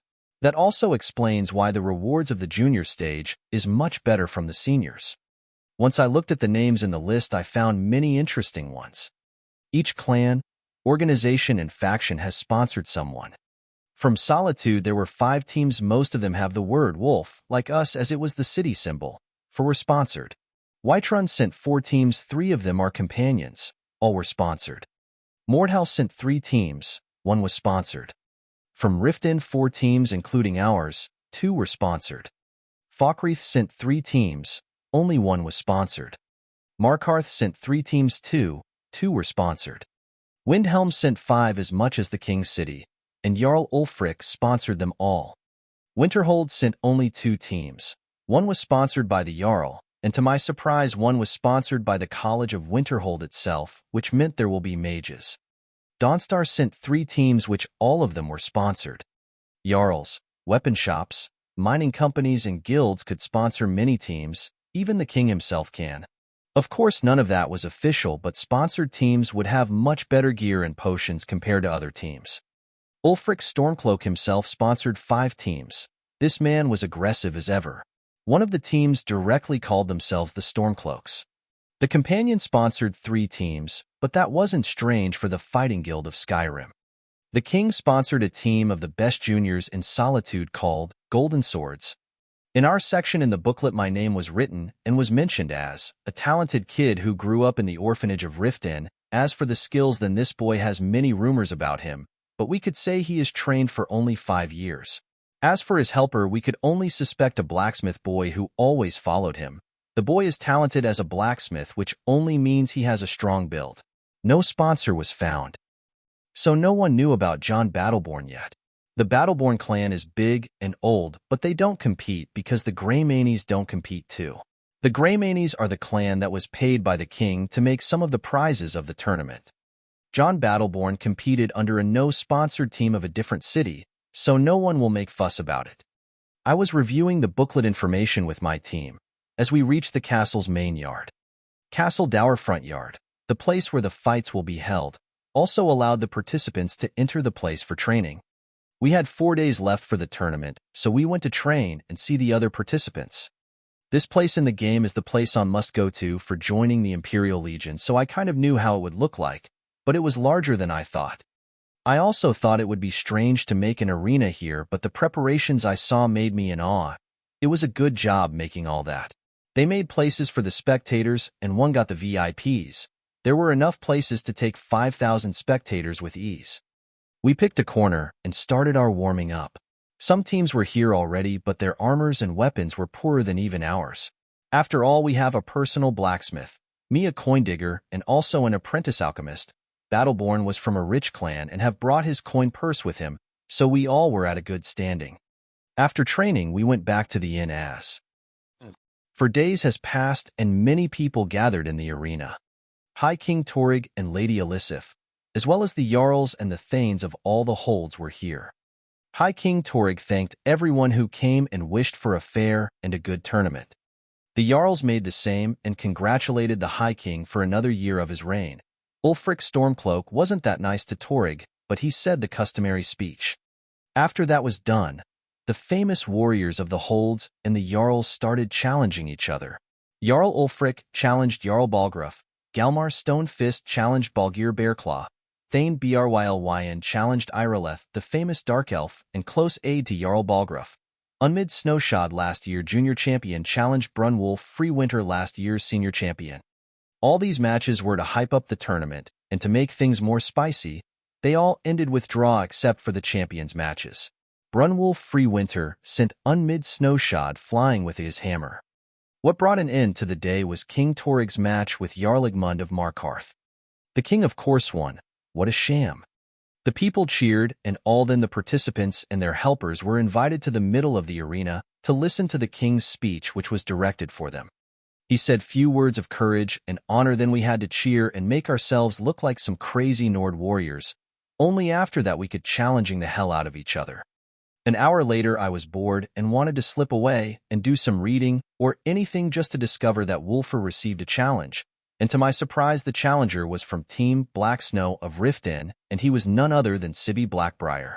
Black Snow team was made of Sibby and his brother Hemming along with Asgir Snowshot. The 3 rich brats of Riften, or as I like to call them in order, the annoying, the wimp, and the idiot. So that bastard came here. And he came all the way by himself to pick a fight. Fine. Wulfur, have his head, I said to Wulfur, who nodded with a sneer. Of course killing is not allowed. He thought he can win against his Truma if he won against my friend. Too bad what was known about Wulfur is only that he is a blacksmith boy. Well, unless you are a troll, you can't do anything about Wulfur's shield, the High Dam. The High Dam is a shield 1/1.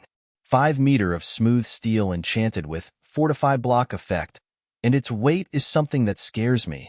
I barely can carry it. Of course, Wulfur's physical strength is above that of mine. He can carry the damn thing and run around with it. I also suggested to him how to make a charge so he can bash people away. Wulfur always carried few normal axes that can be thrown and fought with, and no one would want to receive an axe thrown by him. He also liked to wear heavy armor, and one of his dreams was to create one of the sets in my sketch notes as his armor using Skyforge, of course. His style was that of turtle that can jump at you any moment and may throw scary axes at you. He also can use a flail, which was a Morning Star mace with a chain connecting the stick and the mace itself. Let's just call his style the Popper Juggernaut. Wulfur carried his shield with one hand. How admirable. He walked to the middle of the arena and stood front of Sibi. Then he walked right like a lion, sizing up his opponent. The people were taken aback by the Iron Man, Wolfer's behavior. He really was acting a bit cocky for a 15 years old going against someone older. He took the flail from his side and positioned his shield ahead of him. Sibi was a sword user and also carried a shield and was donned in an expensive-looking armor. He made a pose and stood face to face against Wolfer. The announcer came, voice sounded, "Here comes Sibi of Blackbriar clan. Fame is his name. Shiny is his armor and sword is not plain. He issues a load challenge to an Iron Man. With a shield too heavy, so what's his plan?" The artistic words of the announcer made the people anticipating the fight even more. Bets were set and the judge voice sounded, "Sibi Blackbriar of Team Black Snow and Wolfer of Team White Wolves. Fight with honor. Don't kill, don't poison. Don't use dirty words in the presence of the High King and the Jarls. Any of these actions will revoke you from the tournament, understood?" The two nodded and looked at each other fiercely. That's the spirit. The judge gives them the permission to fight, and Sibi charges like a mad person. He tried to kick the shield, but Wolfer was as steady as a rock and didn't attack back. Sibi tries to clash shield to shield, but Wolfer bashes shield against Sibi, who was about to fall. Wolfer was smiling. He could hear his sister speaking among the crowd, cheering for him. She used some artistic lines as the announcer a while ago, and some people was actually liking his heavy shield style. After few clashes between the two, I could feel Wolfer already had enough fun and was going to wrap this up. He bashes away Sibi, whose face was red after being played around so much. He takes few steps back and puts himself in a charging posture. This was something you can see at RPGs known as Night Charge, and Wolfer kinda liked to do it. Sibi was huffing and looking at the big shield and its bearer and was glaring as if his eyes were about to shoot out fire, then ran to Wolfer. Wolfer was waiting for this. As soon as Sibi ran, he jumped ahead in a charge and closed the distance in a second. What could Sibi see was a shield growing so big in a second that it strangely felt so close. What the people saw was a beeline of a human and a shield that was about to bump into another human. A sound of clash could be heard and someone flew. That was Sibi flying away after being charged at. In my past life, we called that hit and run, but the culprit was a car usually. This time it was a man with a shield. Sibi fell to the ground and the whole arena went silent. They thought it was going to take a bit longer, but Wolfer was as if a car had hit a person and couldn't stop his charge that easily, so he had to take a second to stop. The judge looked at Sibi and found him unconscious. This was all to it. A fast win is a fast win. This was expected to happen, but it was reversed in some people's minds. Everyone thought that the Blackbriar boy would play around with his heavy opponent and tire him slowly, but that charge was just too absurd. Even some of the Jarls were discussing how to deal with such a thing. After a while, people came to carry Sibi. Wolfer came from the stage and stood with a dissatisfied face. "What?" I asked. Too easy. That evil **guard was just played with." Wolfer was expecting some more. "Man, you are just that good." I sighed and refuted. Some people looked at him from the VIP stage. This was a good opportunity to pick up good talents from the unsponsored teams. Few matches later, we received another challenge, and this time it was me. The challenger from the companions' first team, Farkas. Why is that Icebrain is looking for me? I carried my hammer, which was named Ugniare, and headed to the stage. The announcer started spewing some LLSH**T about the companions and how unlucky the opponent is. I looked at Farkas and raised my brows. He smiled at me and said, "I saw you in the Jorvasker before, but I didn't know you were coming here. Ila said you are a good fighter, and it happens I don't have anyone to challenge." How arrogant. You don't have any of those great fighter in your eyes? I asked while laughing. Bah, these are some rich milk drinker, or people who are trying to be picked by the rich. You don't look like that to me. Farkas was serious though. Fine, game on. I raised my hammer, which was resting on my shoulder while saying that. Farkas carried his two-handed broadsword and took his posture. I also made my stance and held the hammer with both hands. The judge gave the permission to fight, but we didn't move. We just kept glaring at each other. The first to give up at this staring contest was Farkas. He tried to swing his sword horizontally, but I swung the same time with him while taking a step back. My aim was not his body, but the sword's pommel in his hand that was still in swinging motion. My speed was higher than him, and I could land the hit accurately. Farkas was surprised as the sword flew away from his hand and his hands became red and started shaking. I tried to take the opportunity and strike him again, but he was still ready, and he kicked me in the torso, sending me back. I barely recovered from the kick. This guy is stronger than me, but a bit slower. He jumped back to take his sword and I gave a chase. Once he reached his sword, he swung it back at me, which I had to dodge away and retreat a bit back. But that was the beginning of my headache. Farkas relied on his strength to push me back again and again. I couldn't find a good opportunity to make a comeback at him. On this rate, it will be bad for me. I slowed a bit and waited for him to charge at me. With a step to the right, I dodged him and attacked with a kick to his knee. I could see his face turn a gunnish from the sudden kick. His armor covered most of his upper body, but his lower half was not that much guarded. I, on the hand, had a full armor of reinforced leather leg and arm guards, which were made of leather and bars of metal, and enchanted as well. I had a good piece of plate armor on my torso and chest as well as a helmet. My armor was light and protective, Wolfer's best work. After few tries of pulling and pushing with each other, I found an opportunity while he was making a side step and ambushed the leg he was leaning on.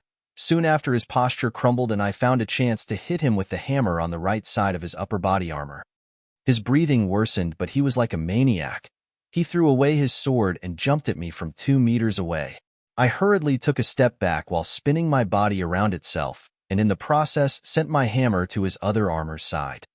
His jump changed direction midair, and he fell down holding his side. The judge comes to him and check his injury, then he ends the match with me as the winner. Farkas was hurting, but he smiled while he was being taken to the healer. This guy likes to fight, I am sure of it. Let's just get along with the companions from now on. After a while, John Battleborn was challenged, and he won with style. After his name was announced as a Battleborn, the VIP area was in a stir, but they calmed down when they found out that he wasn't even in a sponsored team, let alone representing anyone. He was here on his own. The day came to an end and people re-evaluated the participants once again. Let's just say that my team has got a better standing, and we won many of today's gambles. Not a long chapter, but I was not in any mood to write today. I may start writing smaller chapters to make it easier on myself for the time being, and to be able to continue longer.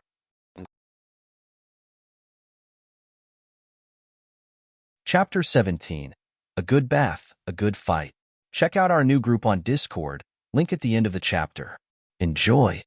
Healing magic can erase fatigue. That's something I learned the hard way. One night, when I was absorbed in reading, I cast healing on myself to resist sleeping, and I was still 9 years old. The next day I collapsed from fatigue and got scolded by Nurina. After that, I made a decision to take it easy when recovering from fatigue, and the best way was through a hot bath and a good sleep.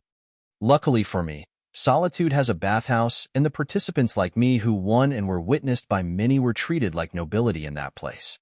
The bathhouse was outside the city near the river, a place where men spent time away from their wives. It was an open space with a water wheel to draw water in and a boiler to heat water, along with many small and tall white tents. Every tent has a wooden tub. Winches of bathhouse were its #1 feature.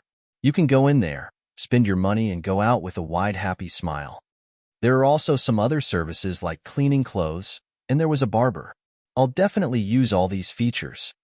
I was beaten up the most after my match with Farkas, so I needed it the most. Using healing will only close my wounds and protect me from any internal injury, but won't heal my soul. So, I took the boys and went to see the bathhouse.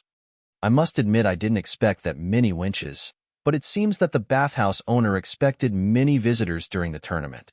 And as we, the lucky customers, arrived just first thing after the tournament, we saw a lot of girls ready for duty.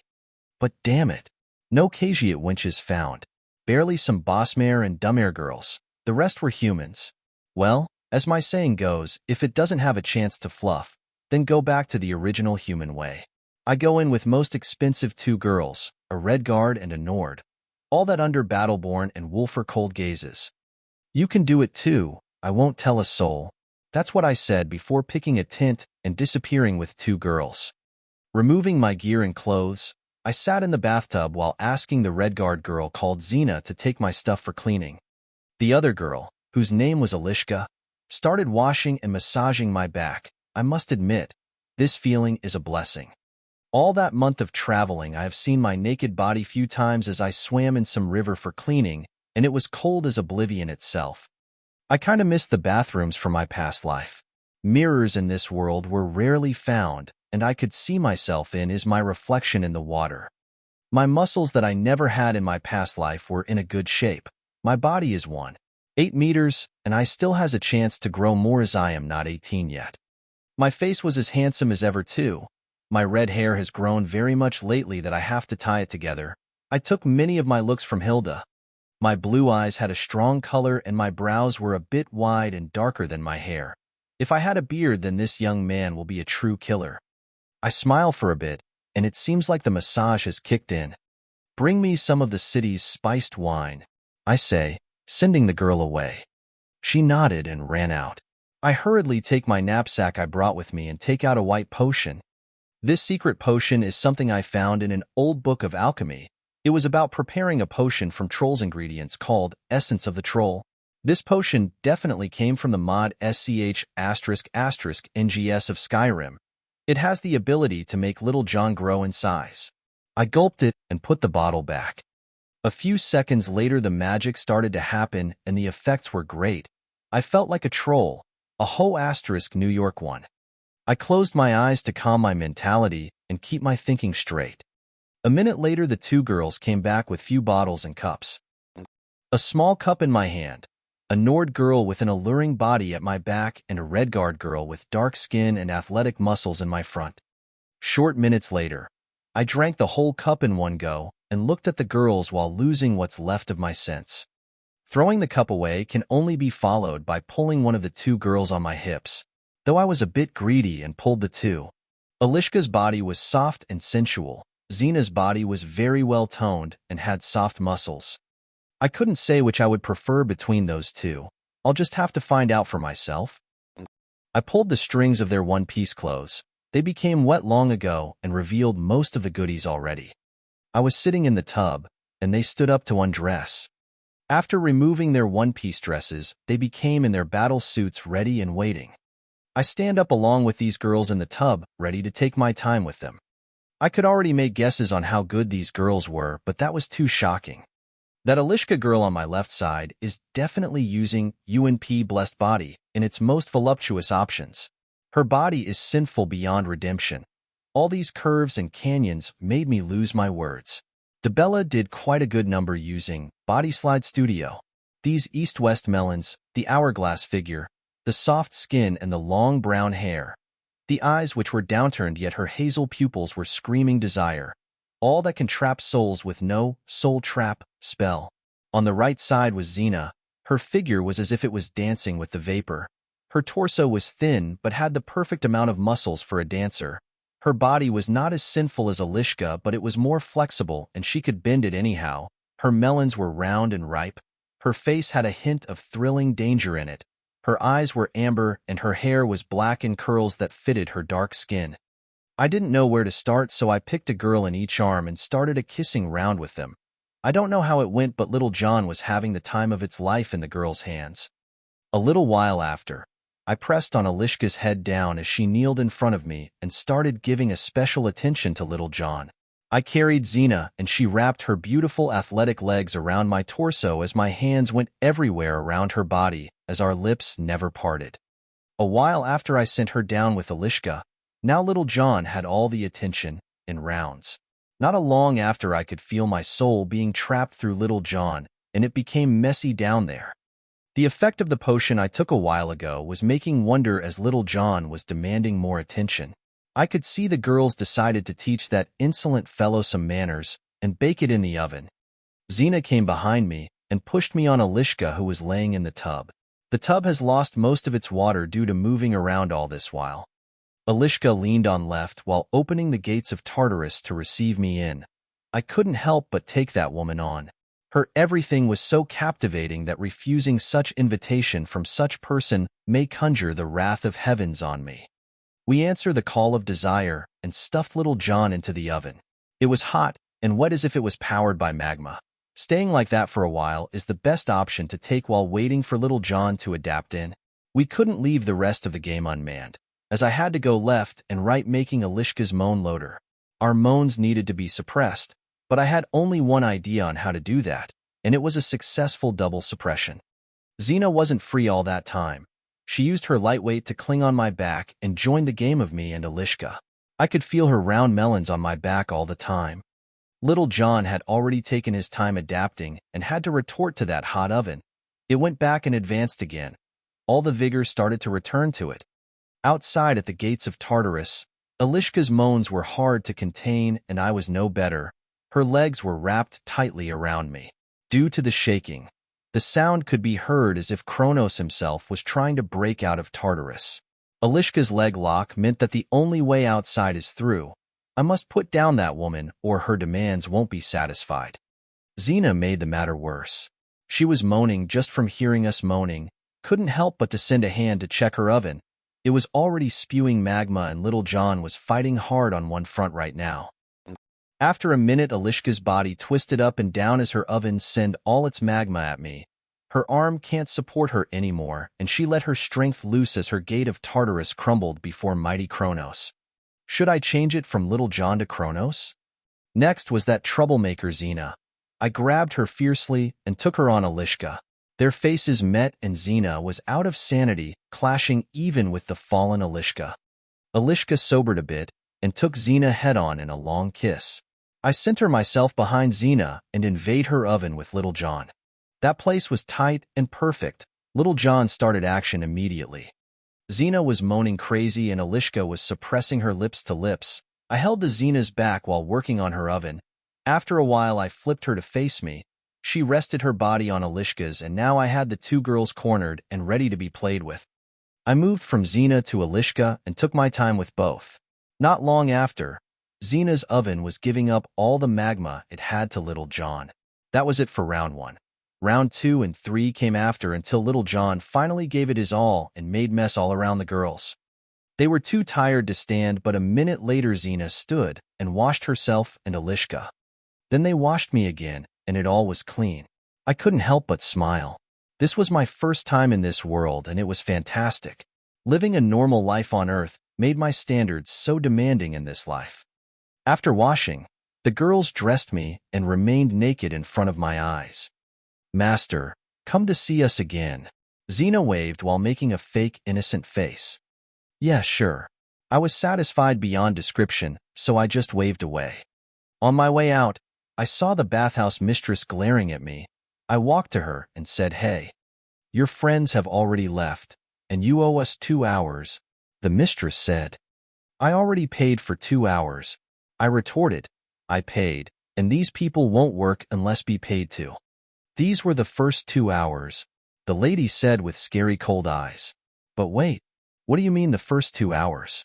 I couldn't help but ask, stupidly trying to think it was not true. "You blind boy? It's already evening. You have spent 4 hours." The woman said something I was trying to mishear. "4 hours?" I was holding myself not to cry it out loud. Seriously, what are these girls thinking? I even went to yell at them to hear them moaning 2 tenths away. No girl could take business around you. The woman was shaking her head in anger. I was speechless. What the hell did I do this time? Was it the potion? Damn it all, this is scary.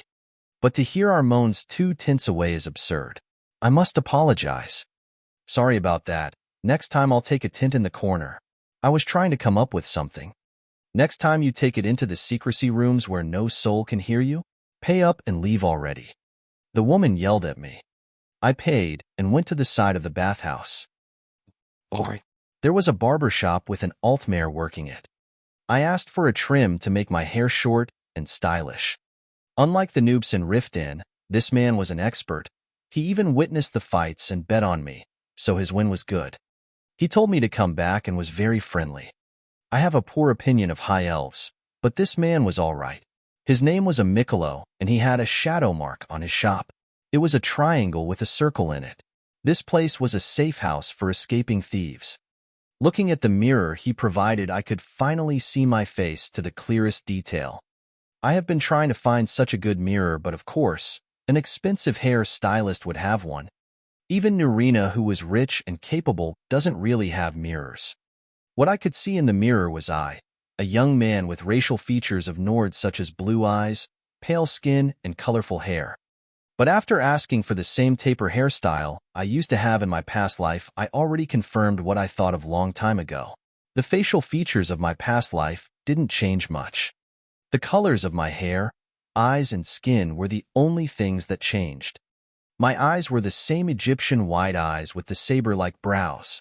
I had the same small nose and the full long face. My chin was a bit thinner, but that's due to healthy diet. This was not a dream.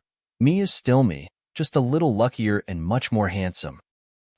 I returned to the inn and found the boys drinking in the first floor. I went and sat down. They looked at me with half eyes and kept staring. Don't even start thinking about it. I was not in the mood to be lectured. They looked at each other and sighed, then gave me a bottle. Say, Wolfer, what do you think of our brother here? Battleborn started it. Normally he is a man among men, yet he has taken it a bit too far. Wolfer talked in a low voice, but not minding me at all. I sat down while looking at that exchange. You mean he is manlier among men now? Battleborn exclaimed and continued. Say, how long did you last? A tad less than an hour. What about you? Wolfer answered and asked back. Same as you. Battleborn gulped and answered while averting eye contact. You saying that this bastard lasted 4 times more than us? Wolfer made a calculation. And with 2 girls. Battleborn made it worse.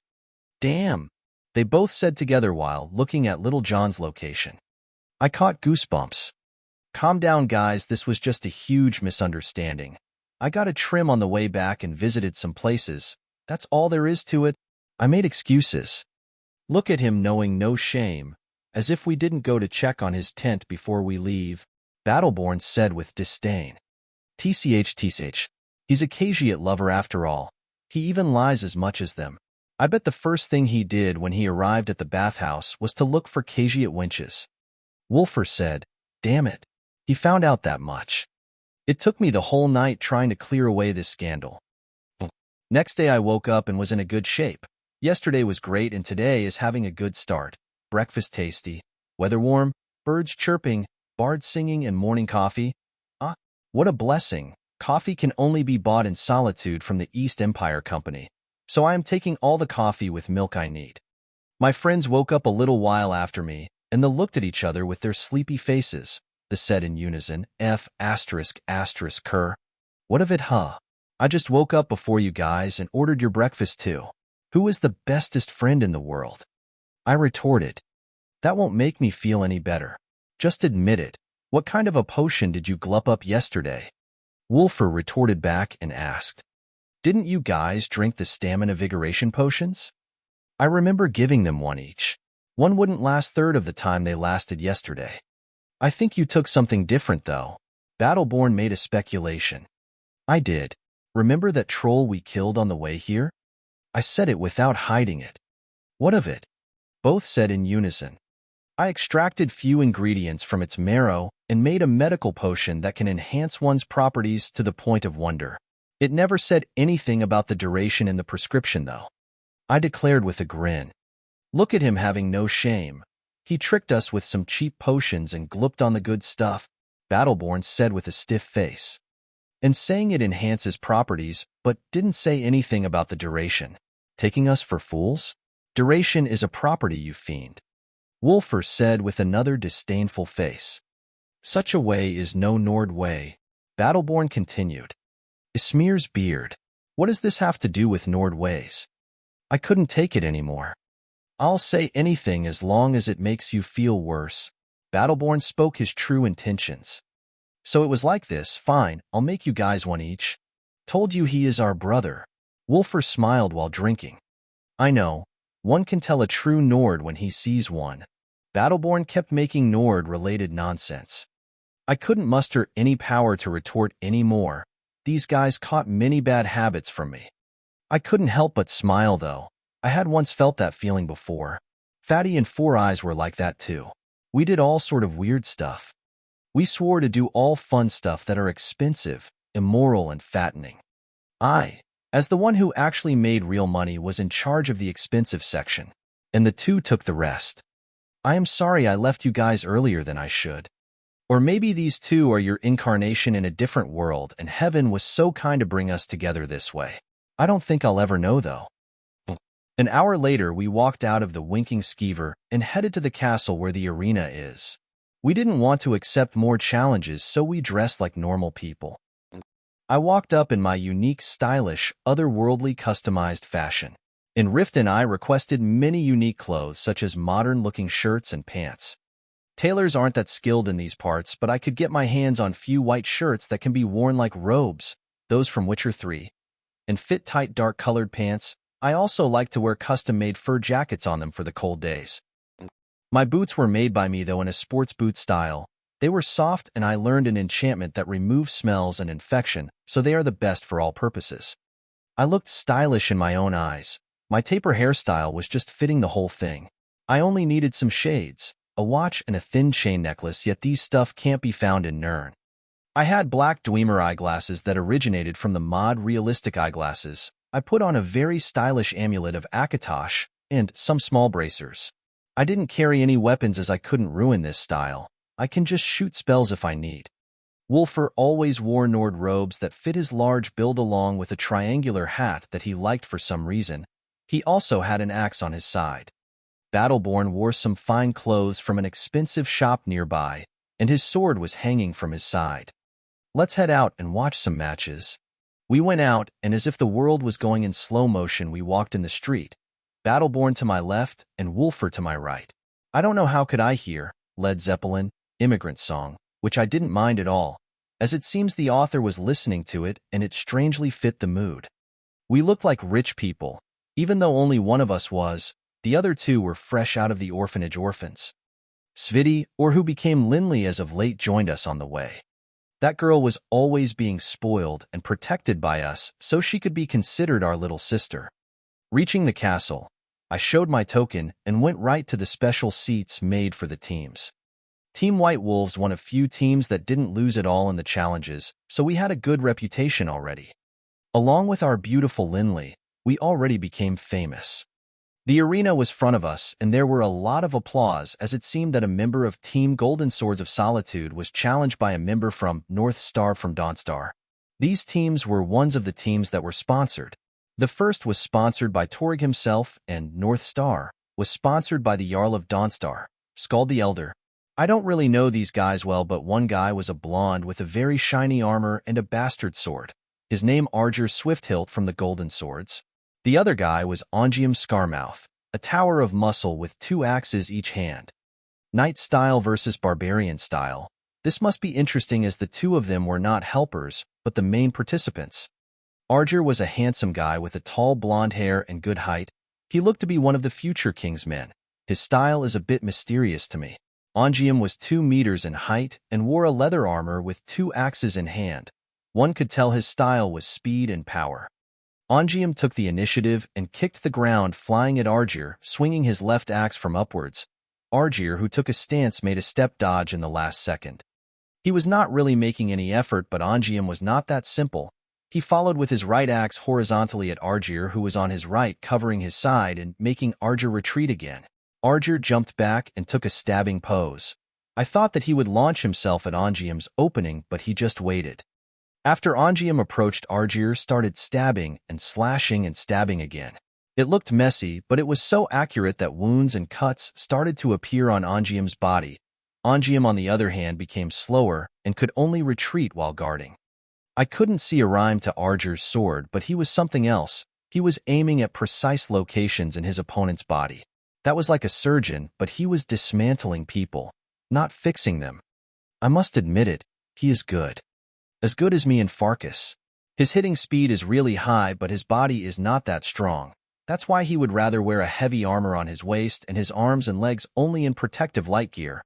The same also goes to my gear. I think I want to fight him, but my hammer will get in my way. Let's think of that later and watch the match now. Ongium was having a hard time. His right arm has many cuts and it was barely moving now. I think that's as far as he goes. But to my surprise, he jumped back away from Argir's blade and lagged for a second. Argir was giving a chase, but once he started cornering his opponent, a fast shadow attacks him. He was able to protect his head, but his shoulder guard was grazed and blood oozed out. It seems that Ongium was waiting for Argir to chase, and he threw the axe in his left hand once Argir wasn't able to dodge. Wise move, but now he had lost one of his weapon. He switched the axe on his right wounded arm to his left and charged. On the other hand, Argir was in a daze after taking the hit. He staggered and lost his momentum completely. One could hear few girls screaming after he was hit. He barely started to react when Ongium's shadow approached him. Ongium was going for blood and was really in a bad mood now.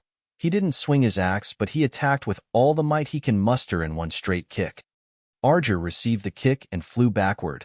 He coughed blood from his mouth too. That kick carried all Ongium's stress from the start of the match. I really like these two guys. They have good judgment and also strong. Argir's recovery was fast. He took his sword and was about to stand, but a shadow covered him, and he could feel the air changing from a certain direction. He dodged backward while on the ground. It looked like he could read his surroundings well. What caused the air to change was Ongium's kick upward. He wanted to launch Argir again. Once he saw Argir dodge, he used his left hand and attached with a high arc towards Argir in the ground. Argir had no time to breath, but that was not a problem. All he could do is roll to the side. Once he could find a chance to put his feet on a solid ground, without even standing, he leaned on his left hand and used the sword with his right to stab at the nearest spot of Ongium. The stab went into Ongium's left thigh all the way through, and blood gushed out. Ongium fell, and the referee made his announcement that he can fight no more. A healer ran to Ongium to stop the bleeding and remove the blade. Another ran to Argir to check on him. I must say that match was something else. I really made a good decision to come today instead of participating in the shooting range. Duels are way much better after all. Argir was hailed as the winner and many girls started jumping around. Seems like this handsome fellow is well known in Solitude. I can't lose now.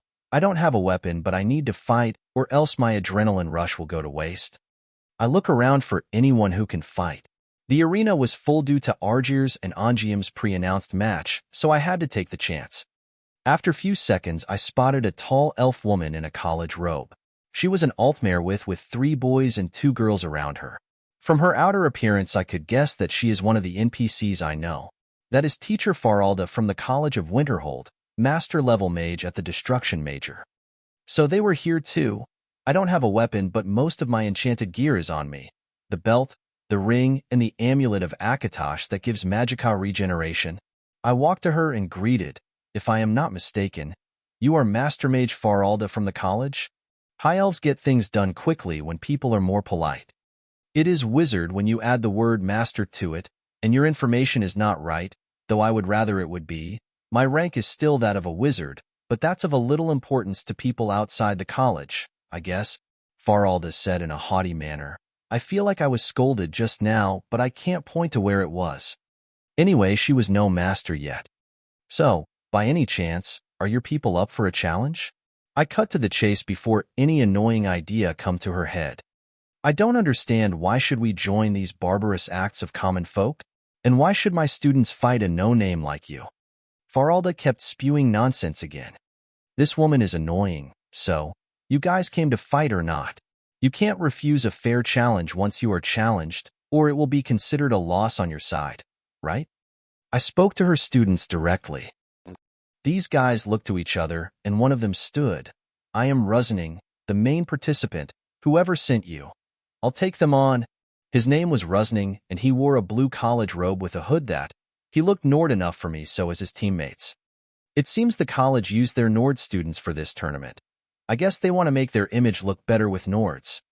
The people started to look at us, and they knew there would be another match. I'll be your challenger, I said. You? But you aren't even armored or anything, Rusning said. He looked at my unusual appearance and gave me a weird look. I don't go around unprepared. Let's get this over with. What should I call you with? I asked. Just my name is enough, he replied. I nodded and walked to the arena. I found the referee and told him that I am issuing a challenge. I then walked to the middle of the stage with many eyes looking at my strange appearance in tight pants and white shirt. People started pointing at me and I could hear words of, What is he doing with no gear? And stuff like that. I stood in the middle and raised my voice, Rusning from the College of Winterhold. I challenge you. This was the simplest way to call someone out for a challenge. Some people would exchange weapons and stuff like that. I could see Rusning standing and was about to come, but Faralda stopped him and whispered something in his ears. Probably she is suspecting something. Rusning nodded and came down from the seats. He held no staff, so this meant he will spam many spells at me. He stood towards me and did nothing at all, just waiting for the referee. The announcer didn't know what to announce, so he only announced our names. People were not really understanding what's going to happen, but Nords and Solitude were more open-minded than any other place, so they didn't cheer for me just because I am against a mage. They waited too. Rusning was waiting. I was waiting too. The referee announced the start, and we still didn't move. I was thinking of which spell this guy will shoot. I need to at least know the element he likes to use, and think of a counter. That's how Narina and I sparred. My favorites are Lightning the Fire. Lightning because I just love electromancy as a skill, and fire because I am very good with it for some reason. This guy, as Faralda's student, must be a destruction monger if that was a word. He sighs and starts to call spells on both hands. From their appearance, he is going to use Stone Skin and a fire skill. Fine, let's get into business. I used Stone Skin too and changed it to Conjure Flame Atronak. The people was startled seeing me use magic. No one came here expecting to see a mage fighting another. Some were scared, some were hyped. The VIP section was partly empty, but due to the previous matches, Torrig and Scald the Elder haven't left yet. They sat back, and all people started to show interest. Rusning was narrowing his eyes, and Faralda had a look as if she was saying, I had a feeling it might be the case, but it really is. He fired a firebolt at me, which I received with a normal lesser ward. I thought of hyping up the atmosphere and shot the spell in my other hand. What happened was a space distorting followed by an appearance of figure on fire.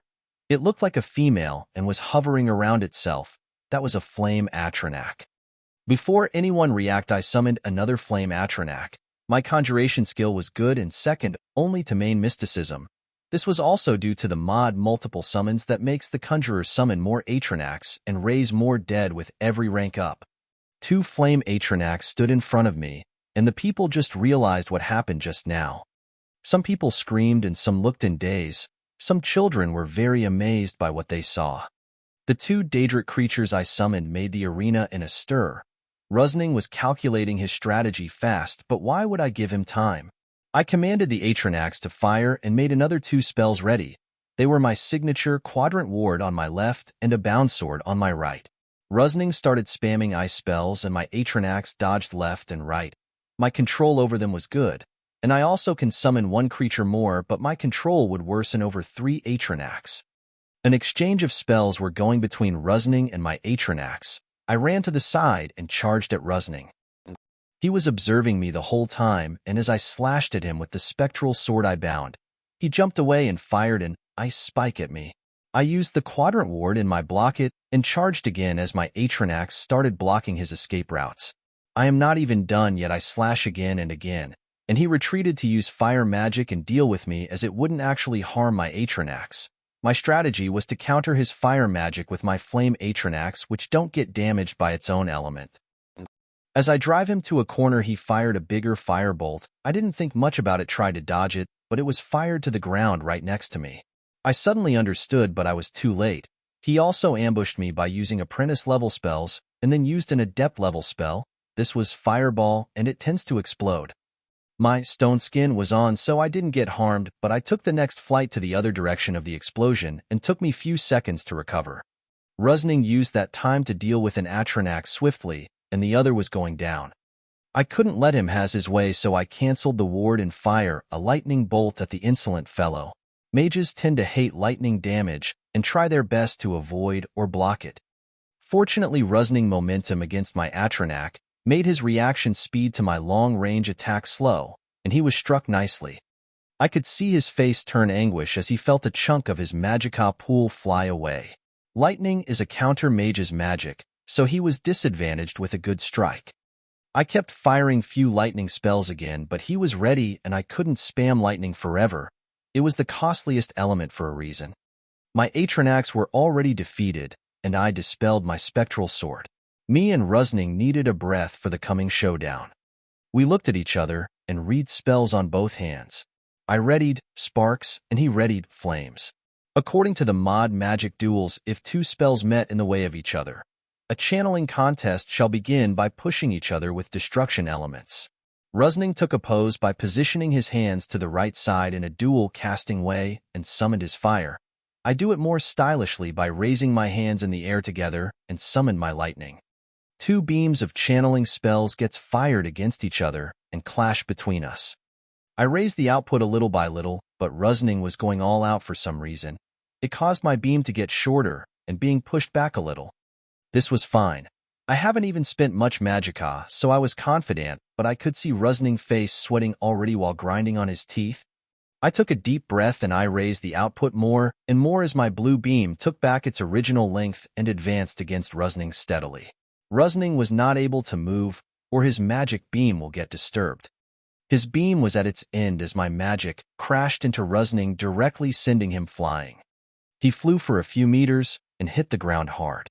The referee came and checked on him to find him safe and conscious but out of energy. My win was declared and people actually liked what they saw. Torrig kept clapping, but Skald the Elder looked indifferent. He clearly hated mages. Anyway, I had a good fight. That was all there is to me. By that time, I hoped strong people would come to challenge me. At the end of the day, I was still thinking about going to the bathhouse, or leave it for later.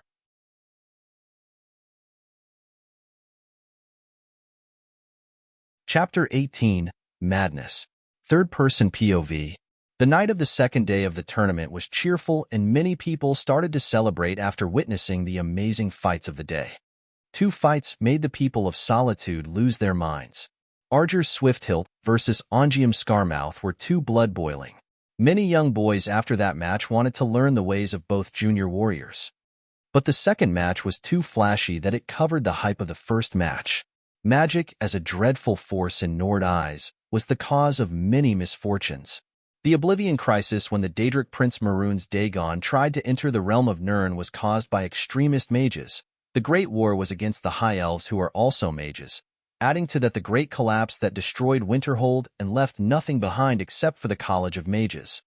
These events made magic in Skyrim a dreadful force, and any Nord who associated himself with magic to be alienated and shunned by Icebrain Nord societies such as Windhelm. But today's matter was another deal. A young man called John from Team White Wolves challenged a boy from the college whose name was Rusning. John and Rusning were both Nords, and they used magic in beautiful ways. John used summons to counter his opponent's dominant element and trapped him again and again. Rusning was not bad either. His only disadvantage was that his opponent was too capable and too cunning. Rusning's ability to spam spells and control the fight against multiple summons and a caster showed how very capable this young mage was. When people who knew of magic started explaining to common folk how refined the match was, people started to take a new idea of mages. Mages were capable of destruction, yet their way of fighting was never this refined or beautiful in others' eyes. A mage can easily blast his opponent sky high if his opponent was a warrior of an equal rank, but two mages fighting made mages' matches much better than it normally used to look like. The children who was admiring the first match's warriors started worshipping the second match's mages in their hearts secretly. One could not tell, but the college's purpose of participating in the tournament this time was fulfilled in an unexpected way, even though they lost their match. In a particular manner near the Blue Palace of Solitude, a tall woman, wearing a sky-blue robe, was sitting on an expensive-looking chair while looking at a young man wearing a deep blue robe.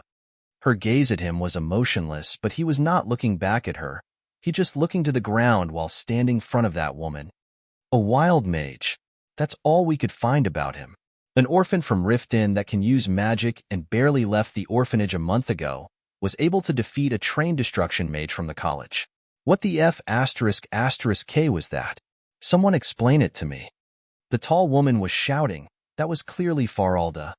The young man looked up and squeezed what's left of his courage to talk to his teacher, but master, his magic was so strong.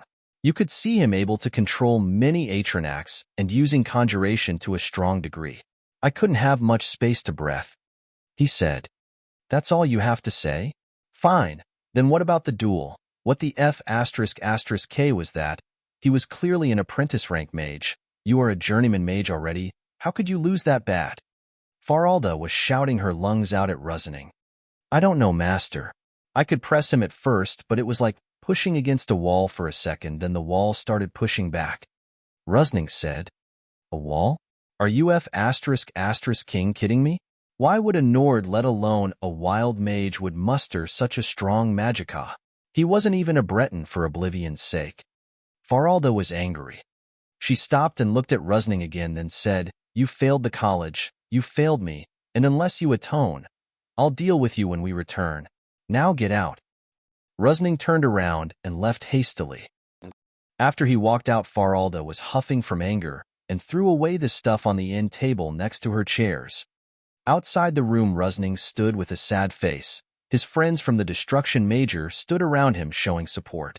They were the two boys Holman and Svidal, and two girls Svefna and Jolma. They were the best Nord students in the Destruction Major. Actually, Rusning was better than many other students and was at the rank of Journeyman Mage already. How is Faralda? Jolma asked. In a scary mood, Rusning answered with heavy emotions. Faralda was his teacher, and no matter how haughty that Altmare was, he never hated her. We really didn't see this one coming, Holman exclaimed. It's not strange for wild mages to exist, but this one was truly powerful. Svidal said his judgment. How powerful was he? Svefna asked. In terms of technique, he is good as us. His casting speed and the speed of changing between spells were so refined. Rusning said in terms of control, he is not lacking when it comes to conjuration. His wards were very good too, but his destruction is a bit hasty and uses too much magicka. Everyone went silent. There was a strange statement came from their friend. But if he used too much magicka, then he shouldn't have lasted this long against you, let alone win a direct duel, Holman said. That's where I find it strange. I thought he would was away his magicka early and flatter in a direct duel, but that was not the case. I pressed on him hard in the start and his spell fell to mine. You all saw that? Rusning said in a gloomy voice, but he suddenly felt like a wall. He stopped me and undid my spell with no effort at all. Mara's mercy. Svefna took a step back and covered her mouth. What do you mean, was he an elf or something? Svidal made a strange face. It felt like that I was against one. His magicka was bottomless, and he was pushing me back with ease. Dueling against that guy is a mistake. Rusning said his understanding out loud. Then, how shall we atone for that defeat? Jolma asked. That's my mess to worry about, but that was more than an eye-opener for me. That guy's style is amazing. I'll send some people to check on his matches. In the meantime, you guys go challenge people and win. Make a name for our college and never underestimate anyone ever again. Some hidden experts might pop up any second. One last thing. Never fail teacher Faralda. Rusning as the team captain regained his spirit and gave instructions. Yes. The other four shouted and left. Rusning looked towards the room he just walked out from and left. Behind the door, Faralda stood leaning her back to the door and smiling. In an alleyway behind Solitude's Hall of the Dead stood a single figure covered with darkness. The figure was hiding its features and looking around in high alertness, looking at the street outside the alley for a while, then going back to hide again. Every once in a while, the figure would check outside the alleyway for something. While the figure was going back to the alleyway, it bumped into something. The figure jumped in a fright and looked at what he bumped into. Sure enough, it was another figure standing there that came out of nowhere. The first figure was scared but controlled the fear within its heart. He was here from the very start to meet a person, and here was the person. The figure removed its face cover, and it was none other than Sibby Blackbriar. He looked pale and scared. You are one of those people? Mother have deals with you people? I ask for your people's help. Sibby talked in a shaking voice. We do, but we don't help, the other figure spoke in a voice of a young girl, yet it was full of wickedness and evil. After hearing the voice, Sibby relaxed as he could tell that the voice was of someone of the same age, but he turned stiff again. The person in front of him was by no means ordinary if that person was sent by these people. Right, you don't. You get paid. Sorry, do you need anything else? Sibby was scared as he handed over a purse of money. Keep your money. We take payment after we deliver. The girl replied. Fine. Anything else? Sibby was starting to finally relax. The figure stood silent for a while and kept staring at Sibby. Sibby, who was just started to relax, broke into cold sweat again. What? Sibby cried in a low voice. Isn't there anything I need from you? The girl asked. WW, what is it? Sibby was scared but asked. I don't know. You are the one who called me for. The girl asked. To kill someone. Sibby woke up from his panicking. Perfect answer. Clap, clap, and? The girl mocked Sibby. What else do you need from me? Sibby's stomach started to hurt him from fear. Obviously a name. The girl in darkness replied naturally. Sibby was stupefied. How could he forget such a thing? Yes, about that. He is a boy from Riften who came here to the tournament, an orphan with the name of John. Sibby was hesitant, but he spoke with hate. Once he got down to business, then he said, kill him, the slower the better. The assassin girl in the shadow raised her brows and thought, that talented boy. He offended the Blackbriars?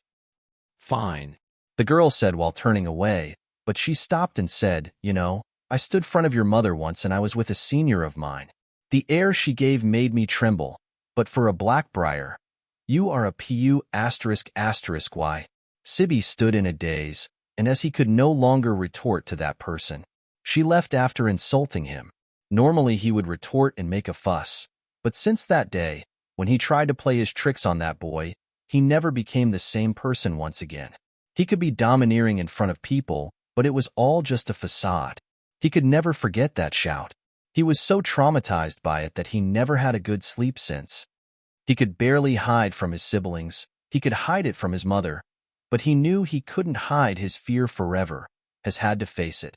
But this year was the year. After he trained his heart and mustered enough courage to face that person, he would face him and kill him where he stands. Yet life was cruel. He couldn't face him when he saw him. He could muster that courage he trained for long. All he could do was to challenge the other boy who always followed that person. He wanted to vent his anger and fear before he challenged the person. No, the beast he has to slay. He wanted to crush that boy, so he can face the final boss. But reality was even crueler. He was defeated so bad against another orphan that he felt he would have to kill himself. What did they feed them in that orphanage? Why did two monsters come out from such a place? He could no longer tolerate it. First, he needed to find a way to kill these pests. He needed a killer. The Blackbriars had many of those, but his mother would find out. So he had to find someone else. An assassin. His mother dealt with those people. He knew about it. Nearly the whole city had a rumor that Maven Blackbriar is in cahoots with the thieves and the assassins. He would do that then.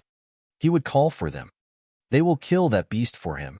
He is rich and they take money. Why was he so stupid and didn't do that before? This is it. He was happy he could find it. They always deliver. Kill him. Kill him. Kill him. Kill him, kill him, kill him, kill him, kill him, kill him, kill him, kill him, kill him, kill him, kill him, kill him, kill him, kill him, kill him. Kill him.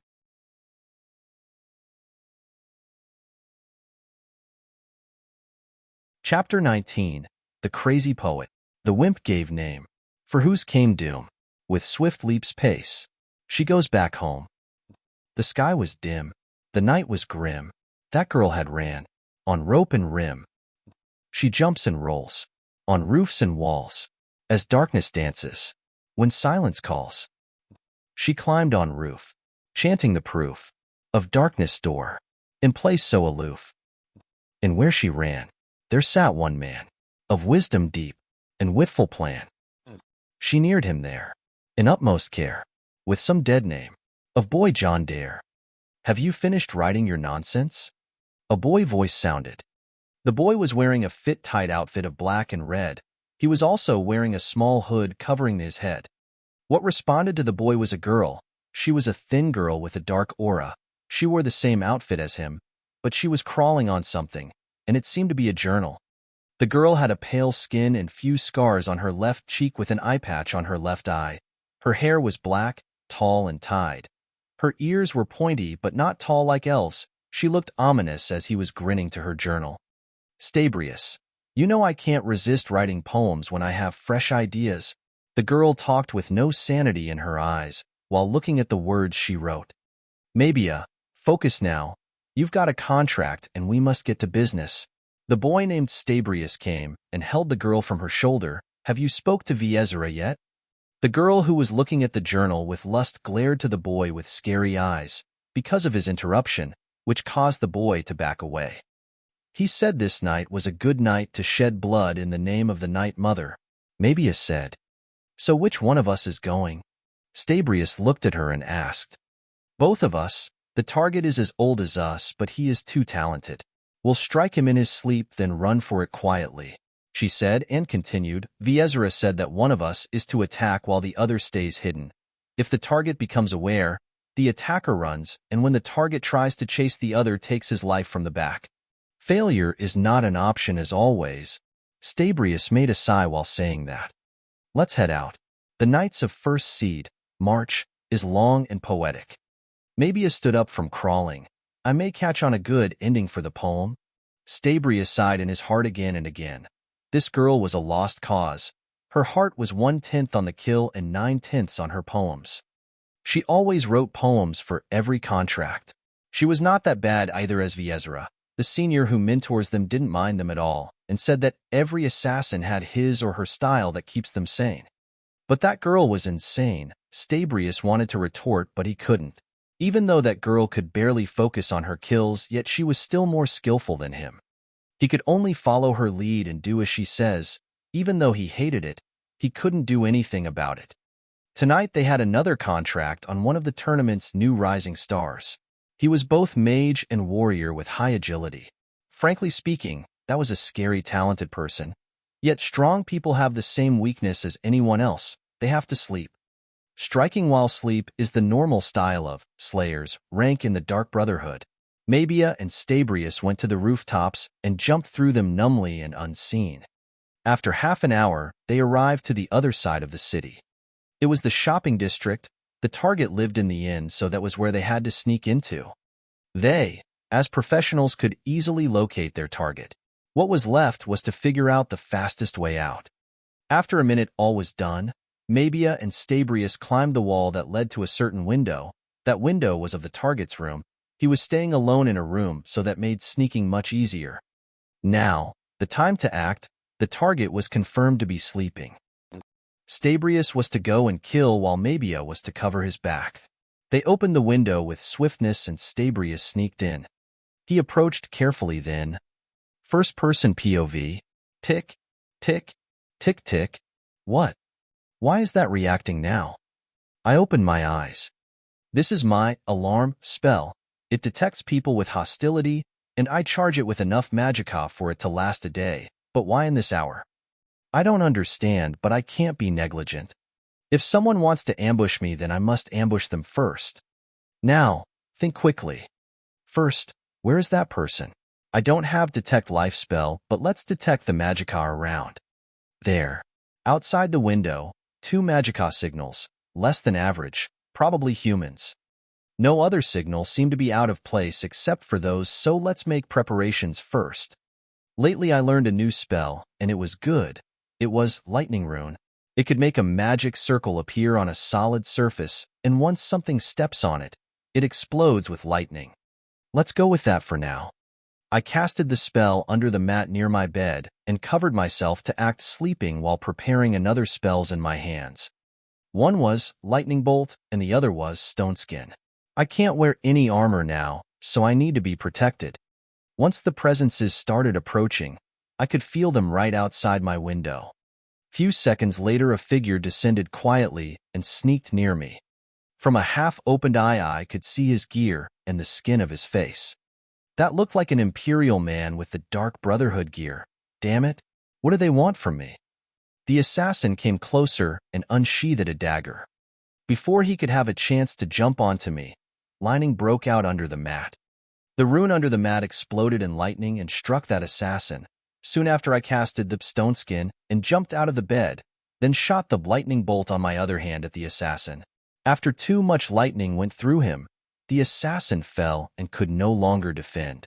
What happened after surprised me as that guy took his dagger again and jumped at me. I reflexly took the dagger from him with a disarming martial skill, and without thinking, I buried the dagger in his stomach. This was my first time stabbing someone like that. I could feel his muscles twitching from pain and his power seeping away. Getting stabbed like that is a kill, but a slow one. I don't like torture, so I have to finish it. I took the dagger from his stomach and raised it up. After my hand descended, the dagger rested in the heart of the assassin. This is my first time to kill a human. I don't know how other felt, but taking a life like that is not something I wish to do indiscriminately. This is not the game after all. I can't go around and murder all day. These are people. Anyway, all that happened in a second. The other assassin only noticed that something went wrong after I disarmed his mate and couldn't react till now. I guess there is no need to be polite. As I was making me resolve to give a chase, my room's door was opened with a kick. Calm your horses, sheesh. John, what is that noise? Wulfur came in, and after him was Battleborn. Assassins, I said. I took care of one and going after the other. As I finished, I saw the belt that Wulfur uses to carry his axes in his hands. In no time, I snatched 2 axes from him and jumped through the window with an axe each hand. I could see the other assassin was running on the roofs. Is that so? Time for some parkour then. The roofs in Solitude were dormer roofs, so they were easy to run on. I take my left and run towards the edge of the roof. There were a wooden pole from the street that carries some lanterns. I hopped on it and straight to the next building's roof. After arriving on the roof, I ran forward few meters, then jumps to the right as there were wooden poles linking between buildings. I ran on them to the building across the street. That was repeated few more times with some flips and backflips until I narrowed the distance between me and the damn assassin. From the way the assassin moves, this must be a girl. I don't really care. I threw the axes few times, but the other party could really dodge, and I had to collect these axes and run again. This is not getting me anywhere. While I was thinking that, I could feel a presence running in the street. It was Battleborn with a bow in his hands. Hey, where is the assassin? He shouted. Just ahead. Listen, I need you to run towards the Fletchers and station yourself in good spot. Have a full view of the roofs. We'll corner in the market. I made a hasty plan. Fine, Wulfur is behind, but he will catch up to me. Good luck, Battleborn said, and ran towards the castle. Now let's corner her more. I ran towards the direction where the girl disappeared. I knew exactly where she was because I was detecting her magical energy. After a few seconds, I caught her trying to mislead me and hide, but I casted a spell at her, and she ran again. I had to focus my spells at the direction I don't want her to run to. The plan was going so far so good. Her speed was good. I indeed can't catch up to her on open field. A minute of running felt like an hour, but I managed to bring her where I needed. Now she was trying to run on a wooden pole, but as soon as she found a foothold on it, an arrow broke the air and buried itself in her thigh. I could hear her scream, and the girl's balance was already lost. She fell from the pole that was 4 meters high. That was not really a problem for a trained person, but she was falling on her head. As I was watching, I saw someone waiting to receive the falling girl. It was Wulfur, my man. Good, catch the assassin, I shouted. He nodded with firmness on his face, but what I saw next left me dumbfounded.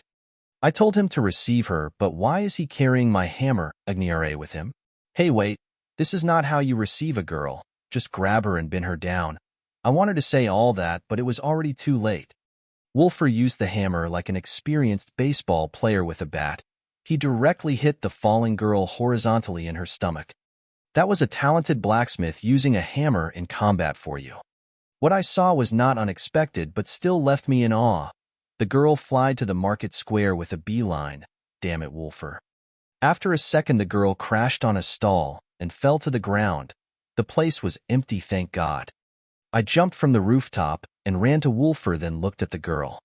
She appeared to be in agony after she took the hit. Some burn marks appeared on her body due to the enchantment on Argir. Damn it, man.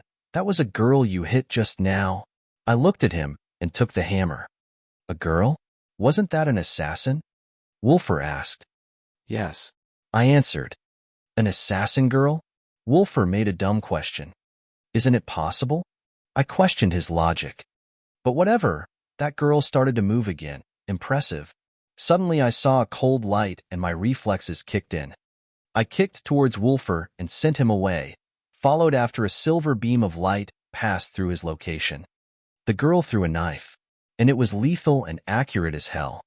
The girl crawled on all four quickly and entered some alleyway.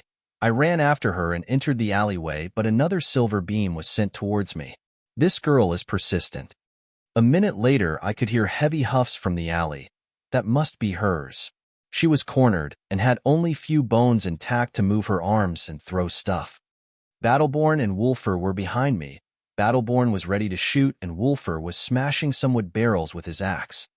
Wulfur made a large wooden shield and positioned it in front of him. Battleborn went behind him, and I was the last. We invaded the alleyway with few sounds of knives sinking in the wooden shield. After a while, the girl ran out of knives. I went out of the shield's protection with my guard up.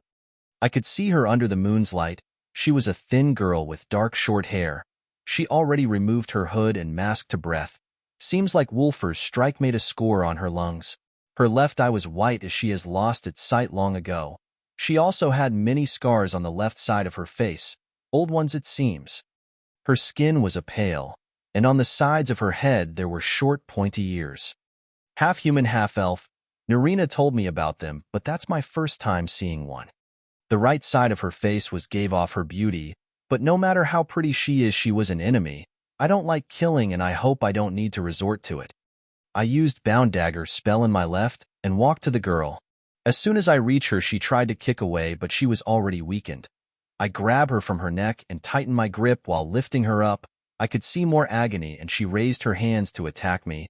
I expected as much, so I used the Bound Dagger in my left to stab her shoulders. The girl screamed.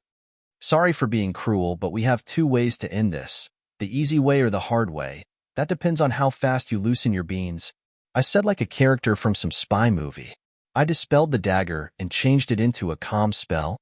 I am not training in illusion seriously, so I put more magicka to make the effect stronger. As soon as the spell was casted on the girl, her expressions changed from pain to madness, and her shaking body started to calm. Yet my hand holding her neck remained locked. Answer to me or answer to the guards. For an assassin girl, jail is only the start of misery. I made a statement with a deep voice like O.L. Delvins. The girl glared at me, then laughed like a mad person, but I returned it with a slap. I could hear Battleborn and Wulfur behind me saying, "Hey," while looking away from my act. Sorry, guy, but one needs to act like this to make a good understanding with that type of scum. After receiving the slap, the girl didn't stop her crazy laugh. What an M. But I could hear something fall to the ground. It looked like some journal fell from the girl's clothes after being shaken by my slap. I threw the girl to the wall behind her. She coughed as fell on the ground with no power, but she looked at the journal with madness as if she had dropped her child. She moved her crippled arms to catch it, but she was slow. I stepped on one of her arms and picked up the journal. She looked distressed with madness after I took the journal and wanted to move, but I kicked her stomach. I was actually very angry, and I have a bad habit of acting impulsive upon anger, so I did what I felt like I want to do. Due to the kick, the girl screamed with agony. I thought she was overreacting, but I remembered that Wulfur just hit her there with my hammer. Oops, sorry. I completely forgot. Battleborn was shocked of my actions and held my shoulder while saying, "Hey, what are you doing?" But before he could say anything else, Wulfur caught up to him and shook his head.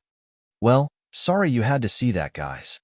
Suddenly, I could hear heavy footsteps and more than one presence running to our direction. I didn't turn, but the guys did. A light fell on us, but I could already guess who was that. Still, I hid the journal in my clothes hurriedly, then turned. By the order of the Jarl, stop right there. A loud voice sounded.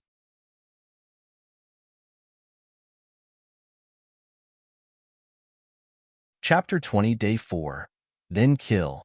Yes, that was them, our very iconic Skyrim guards. Well, there were 4 of them. Dressed in padded armors with red cloth rounding it and tightened by leather belts, helmets made from wood and steel, as well as spears and swords pointed at us. You caused damage to property and used weapons in a restricted area. What say you in your defense? The guard in the lead shouted. We were chasing an assassin. I moved to the side while saying giving the guard a room to see the girl. The guard's eye behind his helmet widened when he saw the gear of the assassin. He could tell, too. It was the Dark Brotherhood's gear. Impossible. Hurry up and arrest her. The guard urged his comrades. After garbying the girl, the guard looked at us. You must come too. Causing the damage in the market and using a weapon can be overlooked. But the assassin matter is serious, so we will need your statements, he said. There is a corpse of another assassin in the winking skeever. I killed him in my room, I informed the guard. The guard was taken aback and looked at me with amazement. Damn, taking down 2 assassins in the same night? What are you? A Dragonborn, I said. The guard said, huh. With a stupid voice, Wolfer cut in and said, he always says that joke, don't mind him. The other guards laughed at their colleague and took us away to Castle Daur's dungeon. We sat in some empty room with a small window and few benches to sit or sleep on. Our weapons were taken away, but no one minded the journal on me. I opened it and started reading. That girl, she is crazy. She is talented, crazy, and dark. When we trapped her in the alley, she was writing in the note with her blood. I can't tell if she had a poetic fetish or something, but the part which was written by blood was about me. A boy did sleep and a boy did sneak, and death was waiting which to seek. As one was waiting wide awake, and one was dying with no shriek. As seen she ran she could no beak, at death was calling gloom and bleak. As mother disowned me lone, to crush my flesh and bone. He'll come, he'll strike me, he'll bash or slice me. He'll come and kill me soon, so soon. And I thought I was a dark child. Let's keep that not for now. I read few parts, but she was very careful not to add information in her journal. All I could tell that the one who asked for my death was a wimp in her opinion. I don't know any wimps, neither do I waste time on such people. Who would hate me this much? Not the college kids or Maven Blackbriar, probably. I guess the guards will have to find out. Now, while we were at it, I instructed Wolfer on more magic training. This guy has a good compatibility with fire magic, much better than average, and after I started convincing him to gain fire resistance by training in magic and how will it make him resist the lashes of Skyforge, he agreed to it right away. Battleborn, on the other hand, was only interested in restoration, not for the healing effects, but for the attacking effects. Restoration had many nasty spells, much nastier than destruction, and even conjuration at some points. Spells that devastate the undead and spells that weaken the opponent like Leech Seed and Welling Blood. After a few seconds of teaching those guy about the aspects of every school, the door of the room opened. Whoa, watch the magic.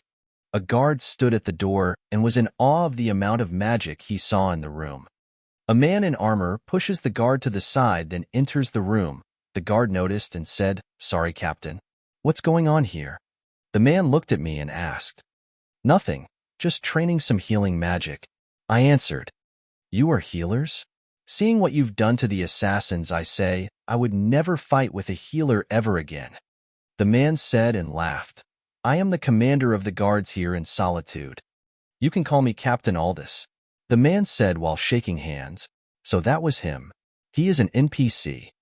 I must apologize in the name City Guards. Our duty was not fulfilled by watching over the residents, so the bounty for 2 assassins and a bounce shall be paid to you as soon as the king receives the news," Captain Aldous said. "Oh, thank you. No one really can blame the guards this time. The Brotherhood is scary after all, haha," I said, trying to be friendly. Captain Aldous's eyes were wide open. He held me from the shoulders and looked serious. You could tell that was the Dark Brotherhood. What is strange about that? Mara's mercy. The Dark Brotherhood. Battleborn was shocked. Well, the gear kind of gave their identities off. Is it hard to not recognize the Dark Brotherhood? I asked while feeling something was not right. No common folk can just recognize the Dark Brotherhood when they see one, Captain Aldous said. Well, I came from Rift-In. I can recognize assassins and thieves from their gear, though. I said that as an excuse. Rift-In really is not a safe place. I remember the stories that the guards who accompanied the king said when they went there. Captain Aldous understood. I'm safe. But to get targeted by them, aren't you worried? He asked. Rather than worried, I want to know which bastard wanted me dead. As long as the payer can't pay, the Dark Brotherhood won't come after me. I said, "Did you get anything out from the assassin?" I asked. She didn't speak, but we found out something. The girl and the boy you killed are known as Barisa and Valero. These two are from Team Bloodhand. Their staying location was raided a while ago, but the place was clean. We are trying to get something out of the girl, but tutoring her may kill her in that state you left her in. Captain Aldous said. So, can I see her? I will heal her so that you interrogate her. I said. Sorry, this is an official business from now on. Captain Aldous said, but I can inform you once we know who wanted you dead. May I ask for another favor? I said. Let's hear it. The man said. Can the city guard take credit for the killed assassin? I asked the man. What? Why would we do such a thing? You will get rewarded for that, you know. Captain Aldous said. I'd like to be rewarded and all, but I don't want to be targeted for vengeance by the Dark Brotherhood. They rarely fail, and I don't think they as fanatics to an unholy creed will make someone like me get away. I gave my reasons, even though they were not just that. Fine. If it's for your safety, then we'll do it like that. I will also increase the guards around the inn. Captain Aldous said, what a nice guy. I thanked him and went away with the boys. After we got back to the inn, there were some guards who came to investigate, and everyone in the inn was awakened. Sviti was worried, but we assured her.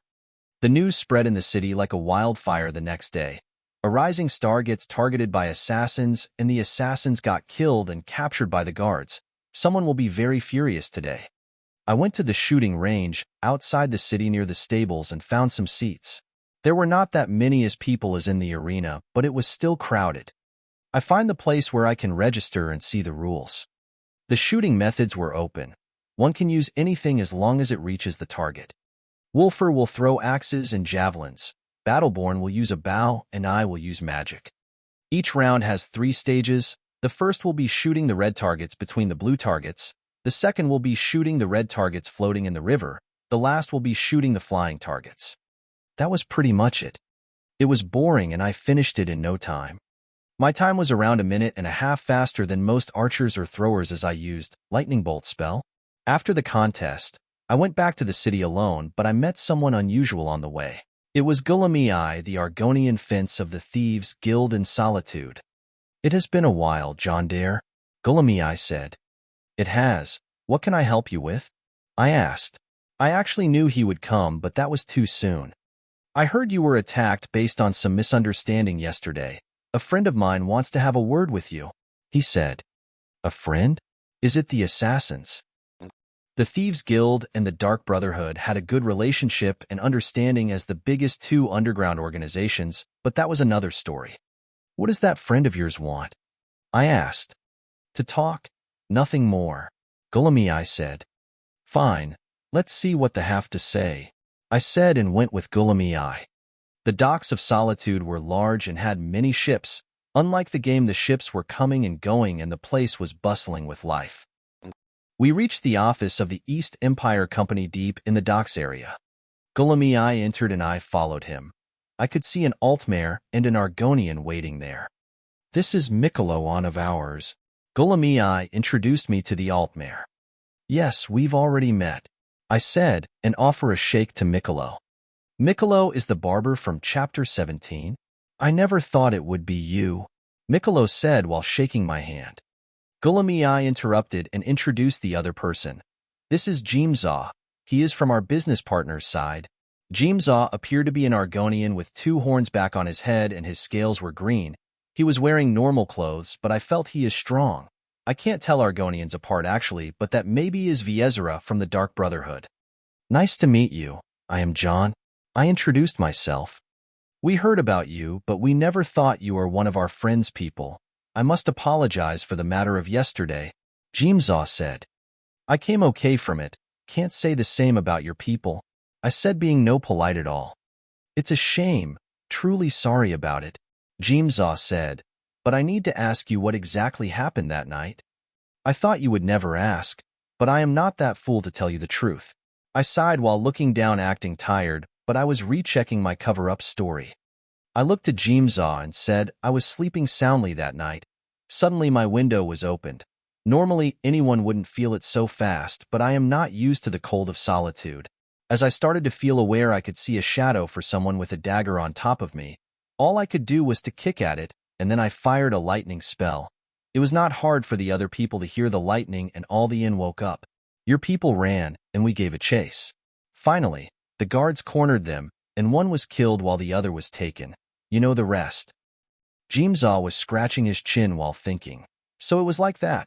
We can do nothing about it. But I am sorry to be blunt. Jimzaw said, I need your help. I was astonished. He tried to kill me and now wants my help. That's so thick-skinned. Or thick-scaled, taking his race into consideration. I want you to find out how many information the guards took out from the girl, destroy any evidence and deal with the girl. Jimzaw said. Wow, that's nuts. I looked to Gulamei, but he ignored me. I looked to Mikolo, and he nodded to me. So, what kind of evidence should I destroy? I asked. Anything that is related to us. Jimzaw said. There is a notebook that the girl used to carry. I also want that destroyed. And how do you want me to deal with the girl? I asked. If she didn't speak, then please try to get her out. Jimzaw said. And what if she spoke? I asked. Then kill.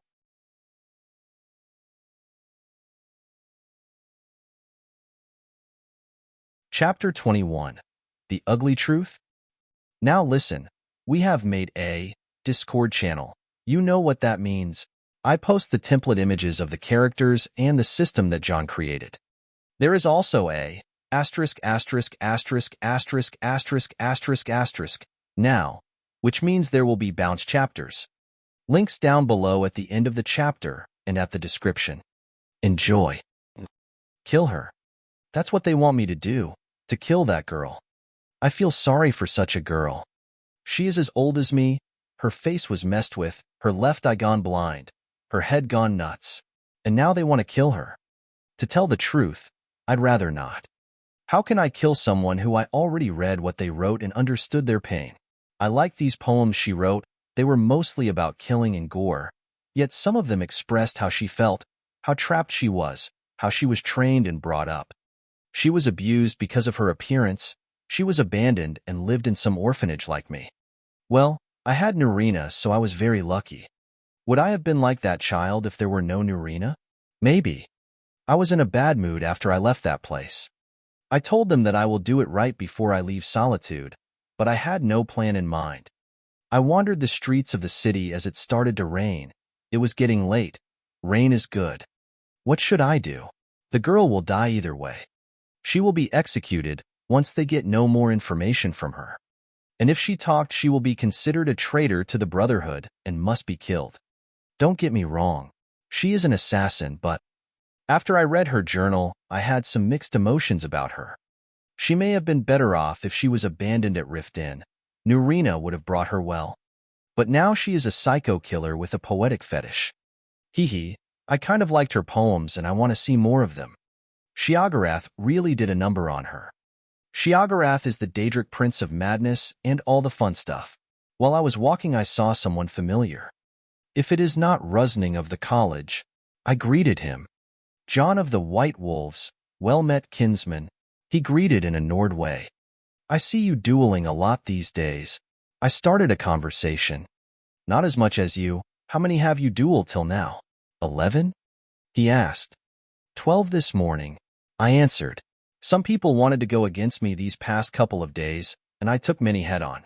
I wasn't into fighting them as I really wanted to fight some strong people. See, anyway, what brings you to this part of the city? Rusning asked. Thinking, rethinking, and overthinking. I answered how my mind was feeling. Huh, you look like a man who needs a drink to me. Rusning laughed. Come, follow me. Where to? I asked. The college has a place in each hold, and there where we stay, I have some good Argonian blood wine, Rusning said. Fine by me. I followed right away. Walking in the main street that links the Blue Palace to Castle Dower, we arrived at a well-established manor. It looked the same as the other buildings in Solitude. Most of them were built in a manner special only to the city. As I entered, I could really see how majestic this place was from the inside. This place was full of magical energy as many light sphere from the spell Mage Light were all over the place. They seemed to not use normal candles or lanterns for illumination, but they used Mage Light spell. There were many books and circles of magic all over the place. Seems like these students from the college used this place to study.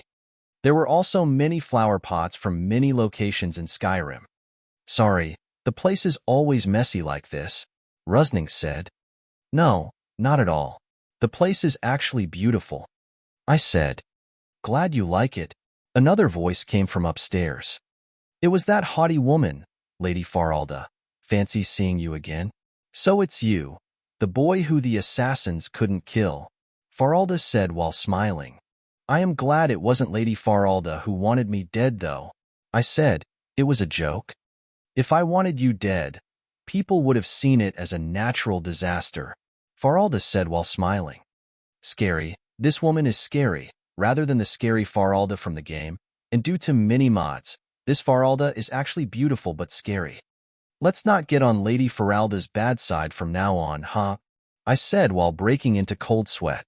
This woman is ranked as a senior wizard. Nurina told me about the ranks before and wizard is as a high one. I don't remember the rest of the ranks now though.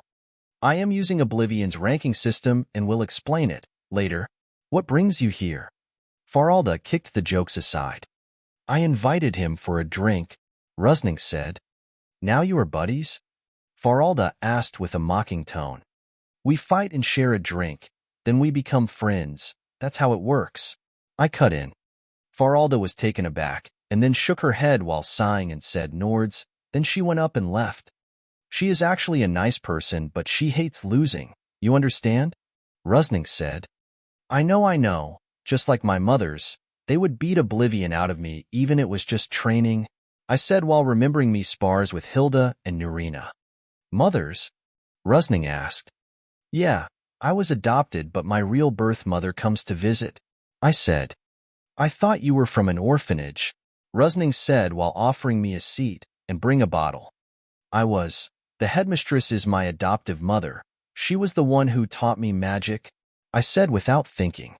Oh, so she is also a wild mage like you? Rusning made a face of wonder. Wild mage. This word was not in the game. This is what we call the mages that didn't grow up in a magic teaching facility like the college or a mage faction, Rusning said. I see. I'm maybe what you call a wild mage, but mother is not, I said. That explains why you're that good, he said and offered me a tankard. What about your other mother? She has her own problems, I said. I don't normally talk about Hilda to anyone, but people you don't know are not bad listeners. What about you? I never thought I would see one Nord from the college, let alone 5. I asked. Not everyone hates the college. My great-grandpa was a mage, and our family at that time was rich and happy. After many years my family declined, so they thought to send their child to become a mage too, and that's how I ended up, Rusning said. Family problems. Let's drink to never have that ever again. I raised the tankard. I'll drink to that every day. He raised his tankard and said. After chatting for a while, I came to know that guy, and I really liked his personality.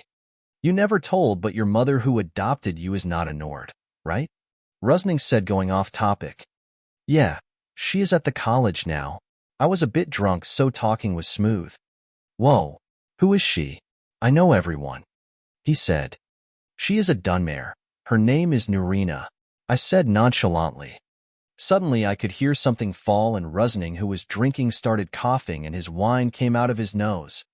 He was choking, so I hit his back with my palm and he came back to life. Nurina Arin? Rusning shouted. That's her, I said. He was opening his mouth like an idiot. One can send a whole egg in and out with ease. Suddenly we heard fast footsteps coming from the stairs and Faralda jumping with wide-opened eyes. Where is she? Faralda was looking around. I looked at her and asked, where is who? Hey, Rusning, where is Nurina? Faralda asked. She is not here. But John here says she is his mother, Rusning said and pointed at me. Mother? Impossible. Nurina would never do that to me, right? He is a human. right? Faralda kept talking to herself, then she turned to me. Hey, you, tell me the truth. If you lie, I'll know. If you hide something, I'll know. If you think about the idea of thinking about lying or hiding something, I will definitely know. Faralda turned crazy for a second. Then she looked and grabbed me by the shoulders. What is Nurina to you? She asked. SSH, she is my adoptive mother. I broke into sweat and was started shaking. Faralda's appearance gave me shivers. She was shaking, and due to the lighting, shadow was on her face, which left her golden eyes gleaming. She also released a lot of pressure. It doesn't seem you have lied, she said. Where were Nurina all these years? I was totally intimidated by that woman. She just headed to the college a month ago. I spilled the beans. And where was she before that? Faralda demanded more answers. I honestly didn't want to answer, but that was not possible now. She was at Rift-Inn, I said. Doing what? She asked. She was the headmistress of the orphanage, I said. Faralda's face turned from full glare to shock. She staggered backward and put her hand on her head. All these years my Nurina was alone in Rift-Inn, and I couldn't find her anywhere. Faralda started mumbling to herself as she went upstairs in unsteady steps. But wait a minute. What was that just now? And what did she say, my Nurina? The hell is going on? I looked at Rusning, who was in a daze. Hey, what is in oblivion is going on? Rusning looked at me, and took some time for him to collect his thoughts. One of the 7 wonders in the college was called Nurina Aran. She is the cousin of the current Archmage Savos Aran, and she was the head of the Conjuration Major, but she disappeared one day. What could make the college know that she is alive and well was because she made some connection with an underground organization to deliver messages to the college and keep up with the situation there, Rusning said. The only reason we think Senior Nurina disappeared was Teacher Faralda. You see, I don't know if this is an elf thing or some girls do that, but Teacher Faralda is in love with Senior Nurina. Older members of the college used to say that Teacher always clung to Senior Nurina all the time and was stalking her, which caused Senior Nurina to disappear. Rusning said, Teacher, on the other hand, kept looking everywhere for her for nearly 16 years now. Oh, okay. So it was like, wait just a second. Who was doing what? When is going where? I can hear words, but they don't make sense when my brain scans them. Time up, please. Reboot system. Report bug. What is the hell? Let's review the conversation log once again. Nurina was at the college. Check. Savos Aran's cousin. Check. Head of the Conjuration Major. Makes sense. Escaped from the college. Sounds like her. Faralda was the reason. More reason to hate Altmare. Faralda loves Nurina. Go away. Faralda was Nurina's stalker. That's too scary. Hey, what the hell was that? Does this even make any sense? Hey author, were you drinking? That's haram. Hashish. Illegal. Then how the hell did you come up with that? It popped up just now and I wrote it. Just F***K off. This guy is just running out of content and seems to be throwing all weird *T on me. No, this can't be right. Too much headache now. The assassin girl's matter was one thing, but Nurina's matter is just too awful to handle. I also need to handle Hilda's problem and a dragon breakout in the future. Isn't the author just too mean? Let's keep drinking for now. Hey, give me more wine, I said. I got you, Rusning said. What an understanding person. The matter I talked to you from before, just keep them a secret for now. Too much trouble will pop up because of it, I said. Rusning nodded quickly. This is too tiring. I just can't get my head into this anymore. Still, I need to find a way to get to Winterhold after the tournament. I said to myself, thinking about the future. You are going to Winterhold? Will you join the college? Rusning said. Yeah, I am planning to for some time, then I'll go wander Skyrim after that. I said. I see. Then you can just come with us. Rusning said. How do you travel to Winterhold? I asked. By a ship, of course, he said. Perfect. That solves one of the problems. Hey, can I get 2 places?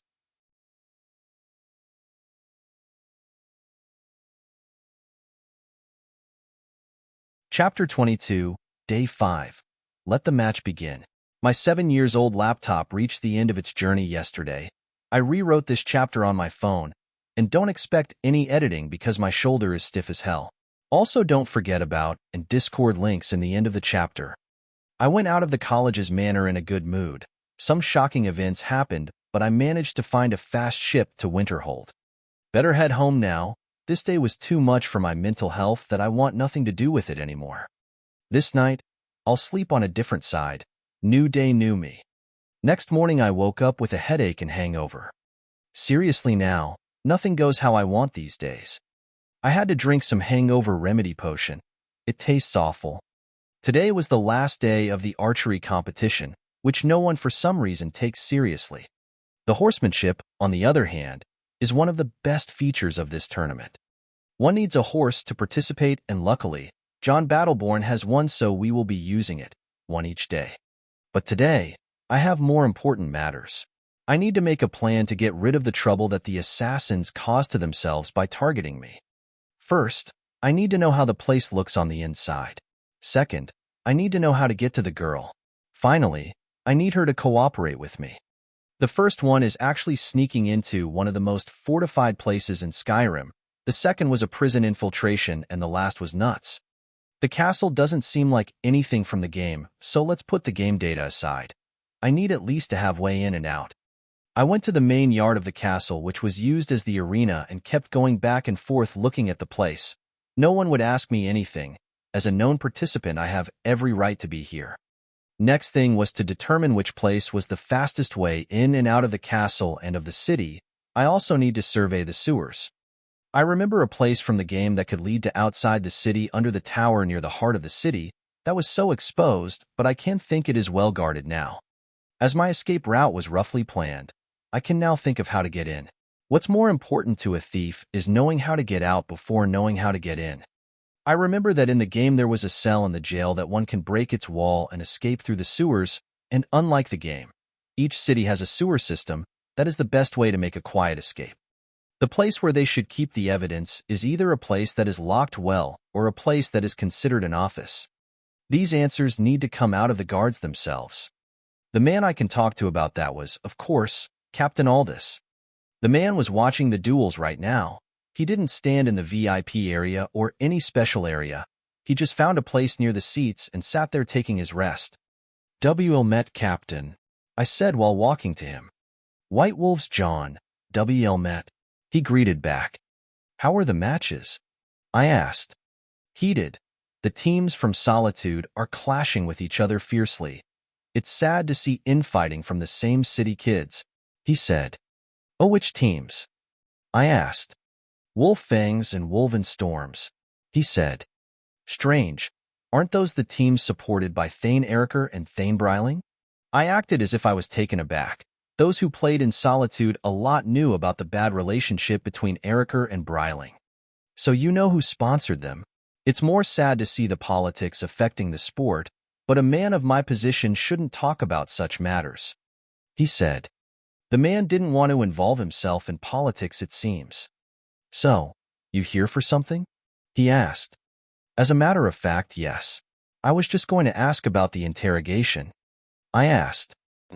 "I really wanted to tell you that we got something good from the girl other than the singing and the strange words she says, but all we could do we just writing down what we could understand," he said. "So, can I by any chance at least know what she said? Maybe I can get a clue of who wanted me dead," I said. "Oh, okay, follow me," he said. "What, just like that? Well, this is getting easy for some reason." The man headed towards the jail and I followed. The jail was right next to the arena. After we entered, the atmosphere inside was cold and desolate. It was poorly lit, yet the place was mostly clean. We just turned right to a room with a few chairs, chests, and a desk. It was a bit empty, but it fitted with the atmosphere of the jail. He offered me a seat and went to a certain chest, then he took out a note. He handed it to me and sat. I had to read it, even it wasn't my goal. Well, this was interesting. Seems that the mental state of our friend is not going so well.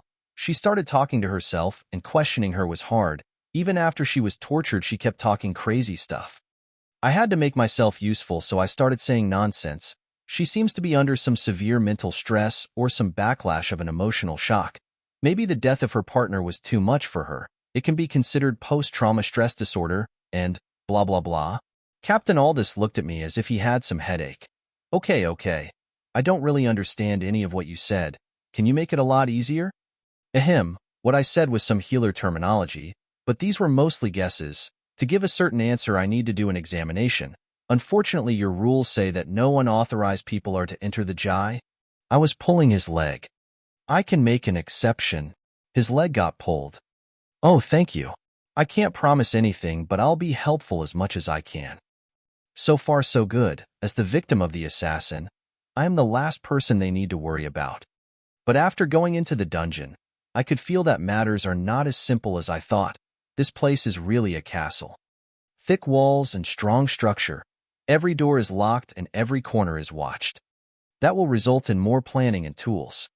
The dungeon was deep like a well, so we went down to the lowest floor. It seemed that this part of the building is older than the rest. The cells, which were in the deepest part, looked very dark, old and cold. Only a few candles lit the place from outside. And there, I could see a horror scene. A girl in rags sitting on the ground, hugging her knees and moving her body forward and backward repeatedly.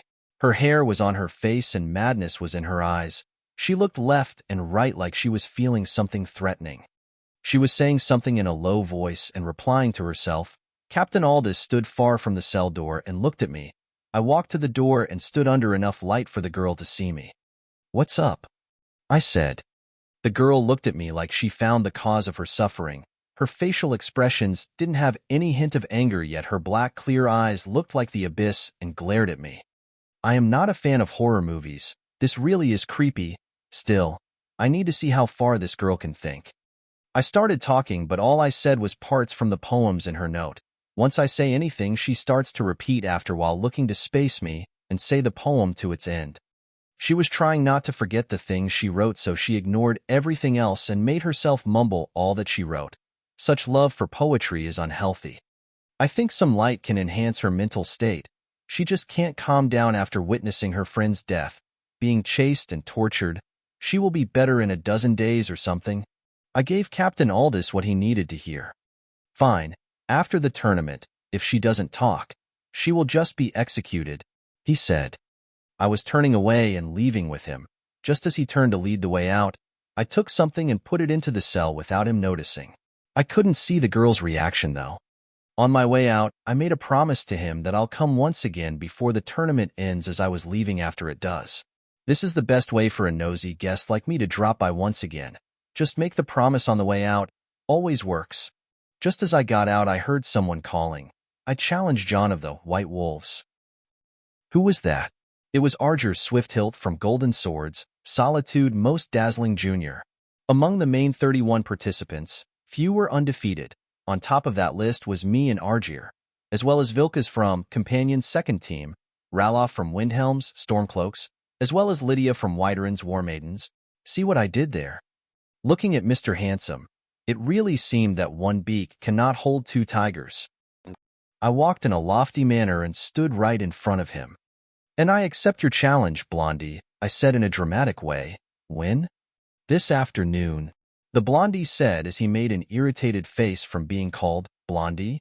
"Fine by me. Prepare to eat dust." I turned away while saying. Some of the people were glaring at me after taunting him like that. Some girls started taking sides and it was a bit hectic. Returning to the inn, I informed the boys about the challenge and borrowed Battleborn's sword. Facing Argir with a weapon as heavy as Igniare is not a good idea. After all, this guy hits like a machine gun. There is only 1 hour left to the afternoon, so I wore my full gear and warmed up. They are Amulet of Akatosh, Magicka Regen 25%, Gold Ring from Narina, Magicka Regen 150%, Reinforced Sneakers, Speed up 15%, Reinforced Gloves, Magicka Consumption down 10%, Belt, Link Magicka and Stamina 25%, Plate Armor, Fortify Armor 40%, Reinforced Leather Arm Protector, Health Regen 75%, Reinforced Leather Leg Protector, Stamina Regen 75%, Steel Mast Helmet, Awareness 4 meters, Summer Mist Mod, Fixed to fit the story, Battleborn Sword, Cold Song, Ice Damage. I don't like the chainmail or the heavy arms and leg protection. They put too much white, and it affects the stamina consumption speed. After getting the hang of the sword, I switched completely to 1.5 sword style. Unlike the game, weapons can't be classified easily as two-handed or one-handed. Even some swords that doesn't look like a great sword must be held with 2 hands. Actually, most swords should be carried in 2 hands unless you are holding a saber, rapier, or an arming sword. Swords with short grips that get used with shields, for example. Other than that, most swords should be carried with 2 hands, such as the katanas of the blades. Also, no sword can be classified as a greatsword easily though. An actual greatsword length might overcome 2 meters like the Swift-Hilt swords, and they only fit the big grunts. Axes and blunt weapons are much simpler, but there is an art to them too. That knowledge was bestowed upon me by the Hilda. I remember when she asked me about weapons and I classified them as one-handed and two-handed like the game with full confidence. My ass was handed over to me that day. Back to the topic, Battleborn's sword was nearly 120 centimeters long bastard sword with excellent craftsmanship. I saw the damn thing and I fell in love with it. One can only love such a sword. The hilt's grip was made of whitewood that probably came from Riften. The pommel was round, engraved, and beautiful, and the crossguard was straight and had good thickness and balance. As for the blade part, it can be called strong, which is the wider base of the blade attached to the hilt, and weak, which is the thinner half to the blade's point. The edge of the blade was sharp and the point was steady. I sheathed it after getting used to its length and weight. Can't afford to miss any detail in this fight. I also made preparation for the spell-bound sword. The sword I can conjure is a Daedric sword. Its style and balance were all over the place though, as it had the length of a saber with the thickness of a cutlass. And thanks to the chance, bound weapons are a bit lighter due to its spectral properties. In the end, I can wield 2 swords, yet I am not optimistic about the damage they can deal. I regretted not learning more bound weapon spells as it can make my style much more diverse. I'll learn how to bound a spear and a bow once I get to the college. I was in deep thinking until the time came. I and the boys followed by Sviti reached the arena. But what the hell is that? The place is just too crowded. Did the Jarls duel each other or something? I planned to wait and see, but I found that everyone was urging me to go into the arena. So that crowd is for me? I kind of feel flattered. Hey, aren't those Torrig and Elisif? Scald the Grumpy, Balgruuf my friend, Creepy Idgrod, Big Bad Ulfric, Depressed Career, Sleeping Layla, Dingir of Stun Paranoia, and the plainest Jarl of them all, Igmund. I just don't have any impression of that guy. Beside them, there was the Bard's College headmaster Viarmo, Maven Blackbriar, Irland Greymane, Codlac Whitemane, Wizard Faralda, Thongvar Silverblood, and all the heavyweights that came to the tournaments. What the hell is that? Did they decide to end the tournament today or something? Suddenly I heard a horn blowing. Viarmo popped out on some platform and blew the horn of the match. Then he spoke. Welcome, people of all holds. Today is a day of duels, a day that some of the best juniors of Skyrim will meet each other in front of your eyes. The participants are here, the guests are here, the fighters are here, then let's begin. After that, he pointed to me and Argir to get to the arena. Ahem, behold Argir of Clan Swift-Hilt. His name holds fame, long has been built. The challenger he is, on the west right now. Unsheath your blade, and give us a bow. After Viarmo said his introduction, the spectators made an applause for Argir, who bowed to every direction. On the east is John, known as Dare, with iconic hair as red as a flare. His style is fair, magical, and bold. Will fight in ways that no one foretold. Viarmo introduced me, and many cheers erupted. I raised my hand and made a V sign. The horn was blown again and Viarmo kept speaking, with fighters being all here. Give them a hearty cheer. And fighters, hold no grudge, as there will be a judge. But the beginning will be true, as the king do say so. Torrig was who smiling stood up, and everyone in the VIP stood to him, but he signed for them to sit. Elisif stood beside him, and he whispered something to her. As he finished, Elisif stood forward and raised a hand. Then she spoke. In the name of the High King, let the match begin.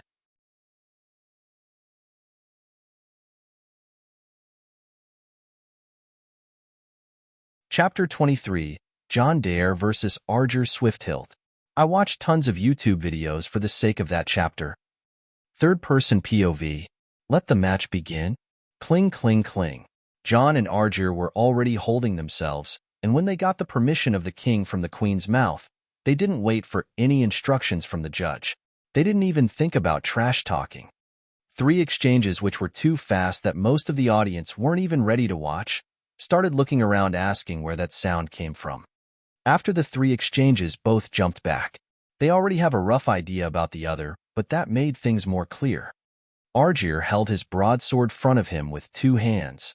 Jon held the sword in a different pose, which was more of taking a guard by raising the sword's hilt to a high point to his right with the blade guarded downwardly. They both started moving in a circle and scanned each other again and again. They have already made many moves inside their heads for every possible response from the other. Jon took a half step forward, but Argir changed his stance into a stabbing pose. Jon took another step and changed the pose into straight guard. While everyone was thinking how will Jon attack, Argir jumped with swiftness and stabbed with one hand towards Jon's left shoulder. Jon was ready as ever and deflected the opponent's swords with his left arm guard and stabbed with one hand too. Argir felt threatened and tilted his body's upper half away from the stab, retreated 1 step, held the sword with the other free hand, and slashed the sword that was deflected away downwardly. Jon took a step back, evading the slash by a hair's width. He didn't hold his sword with 2 hands, but slashed with one horizontally. Evading this was hard for Argir, so he retreated his hands with the sword to guard his side. Sure enough, the swords hit, but Jon was not done. His second phase was in a straight kick to Argir's torso. Argir could no longer block or evade, but this was still not a problem. This strong kick might do some damage, but it's a one-way ticket backward. Argir was sure enough sent back by the kick. He didn't put much effort resisting. His idea of not resisting was sure brilliant enough. In the VIP seats, Ulfric, Stormcloak, and Torrig were already sitting leaning on their knees. Ulfric was an old war dog, but Torrig was not some unexperienced young man. Both were keeping up with every detail of the fight. Jon and Argir began another fast exchange. The scenario from just now was recreated once again with different tactics and traps. Jon has much more diversity in attacking. He can punch and kick and utilize his body to the fullest. Argir was relying more on speed. His actions and reactions were swift, and his sword was like an extension of his body.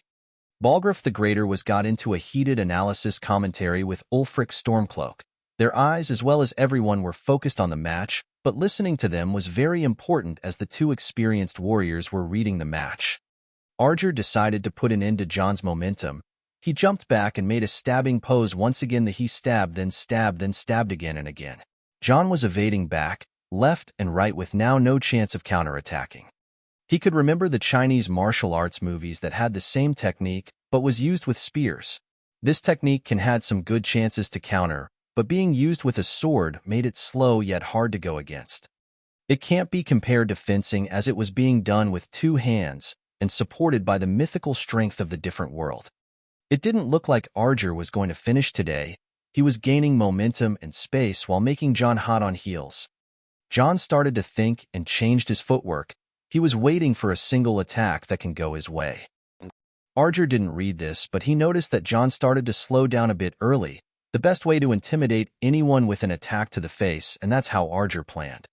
The attack came aiming at Jon's forehead, yet that was the moment he was aiming for. His opponent's range was wide but took time to retreat the sword.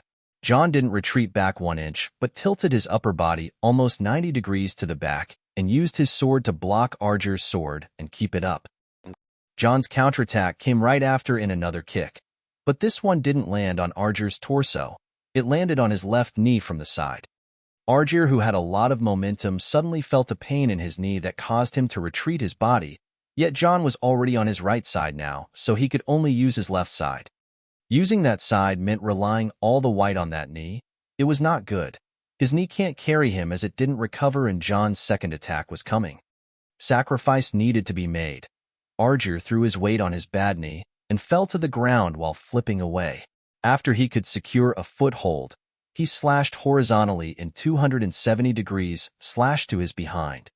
The wind slash carried a lot of might yet low accuracy. Jon, who was chasing after Argir to press him, had to jump backward. Argir stood hastily and another stabbing pose was perfectly made. This pose can make the opponents think twice before making a move, especially when it was done by Argir. The VIP, the people, the arena guards, and the imperial soldiers of the legion that were guarding the emissaries were at loss for words.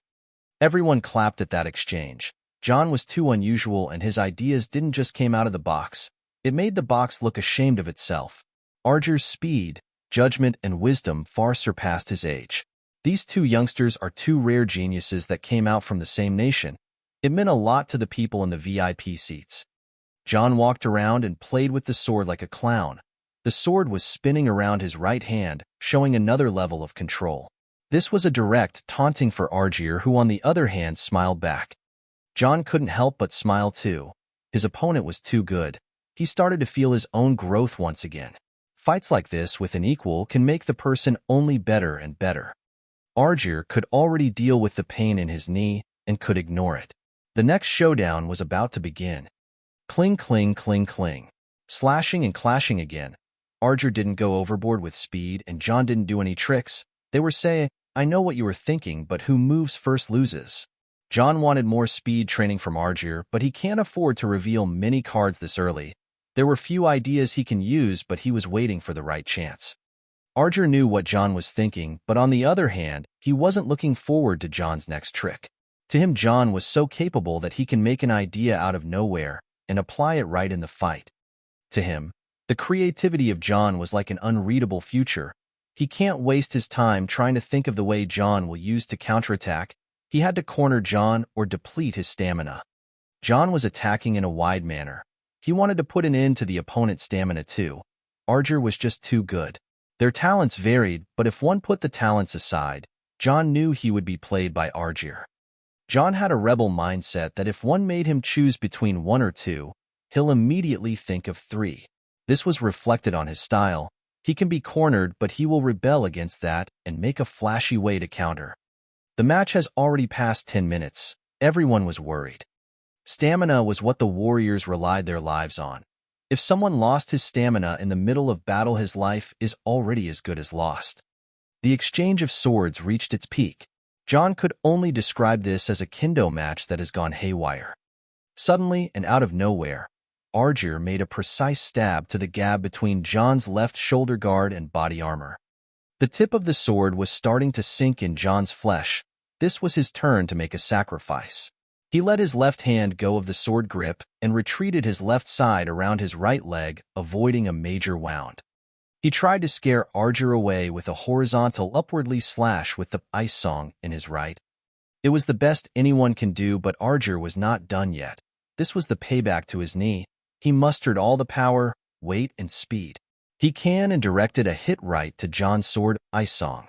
The sword was in one hand and being swung, so it was not under full control. Just as the swords clashed, Jon's hand couldn't keep up with Argir's force. The sword slipped from his hand and fell to the ground with clink, clink, clink. Argir was at the top of his focus and no way for him to miss the chance. His desire to win was reaching the upper limit of just a desire and turned into frenzy. He moved from each his legs, making a stance and in the same time kicking, ice song, away with his left. His sword was in a downwardly stab pose as his hands were on his left side and was about to thrust the sword at Jon. He was smiling widely for the victory he could see, taste, and smell. But just in the very next second his face turned numb and he staggered backward. Argir didn't know what happened, but everyone else was already on their feet from what they saw. When Ice Song fell, Sviti was screaming, Wulfr and Jon were glaring.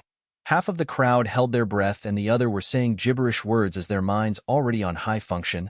The VIP area suffered the most as Elisif was jumping in victory pose and Torrig was opening his mouth.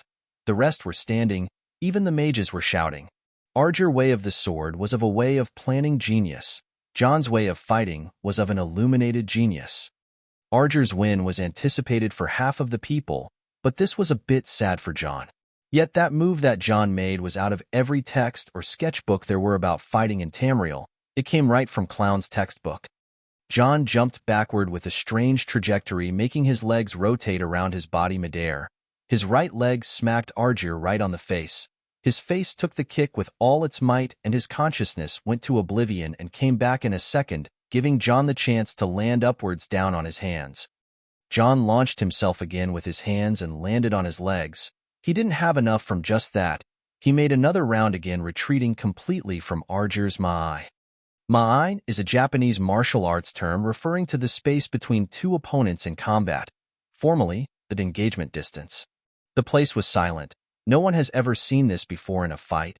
Thieves can do these moves, but not an actual fight where all unnecessary moves are openings. This was just too absurd. Even creativity should have a limit. John, who landed far away just now, was huffing after the intense engagement. He thought, parkour, my life savior, Daedric Prince of Gymnastics, give me your blessing and I'll make you a shrine beside my cat shrine. John was having the time of his life in that match. He didn't notice that the fetishes he has are growing in number. The audience, on the other hand, has already passed the shock and denial stages. They reached the reaction stage. The place was erupting with applause. Even the people that didn't come or hear about the fight were already trying to enter the castle's arena after that loud applause. The VIP was already hectic long time ago. Idgrod was glaring at Elisif, who let her emotions slip. Ulfric was smiling. Torrig opened his mouth more, and the rest were having a unique reaction each. Argir and John glared at each other. Argir was having a conflict between his emotions. He could already taste victory.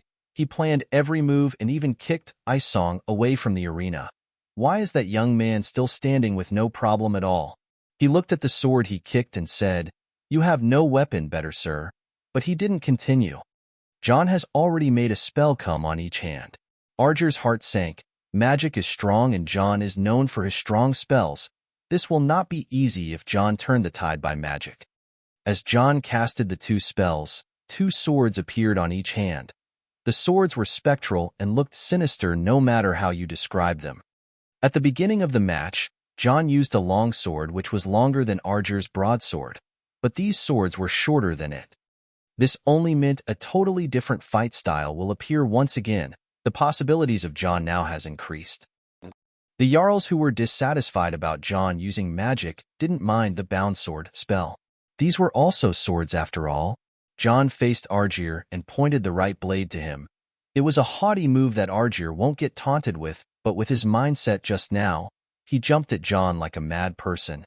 His swords was on his hand, was slashing with both speed and power. He was not angry anymore. He was focusing every piece of his being on his sword right now.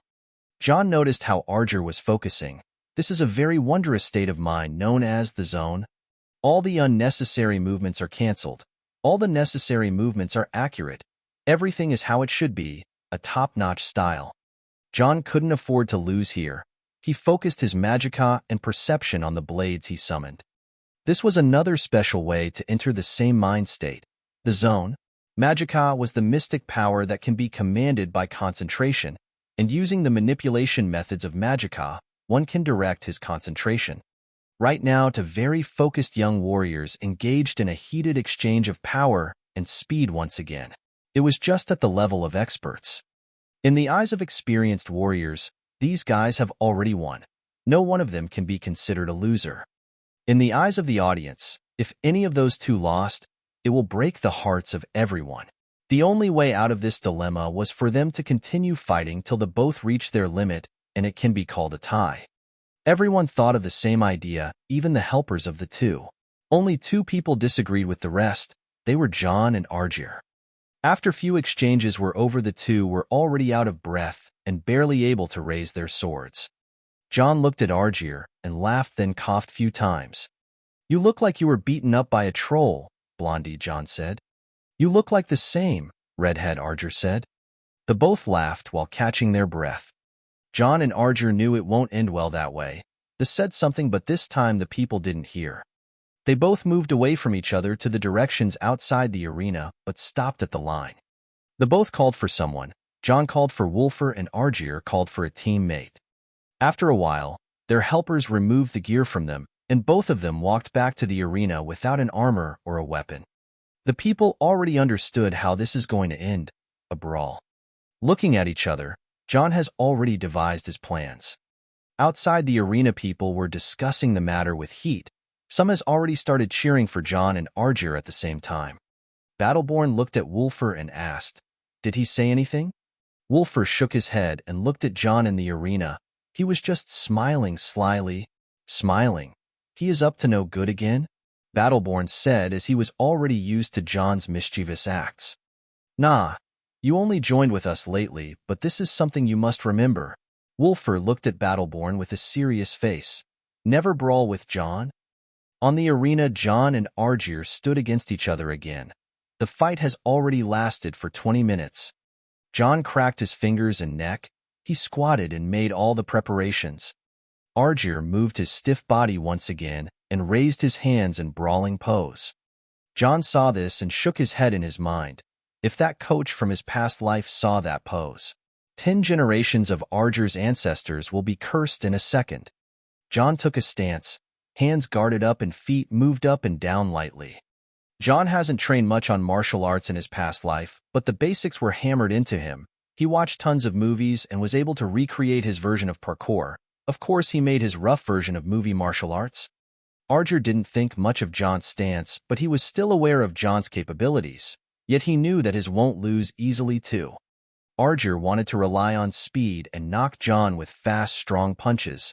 Yet he had some sense of déjà vu followed by numbness in his face.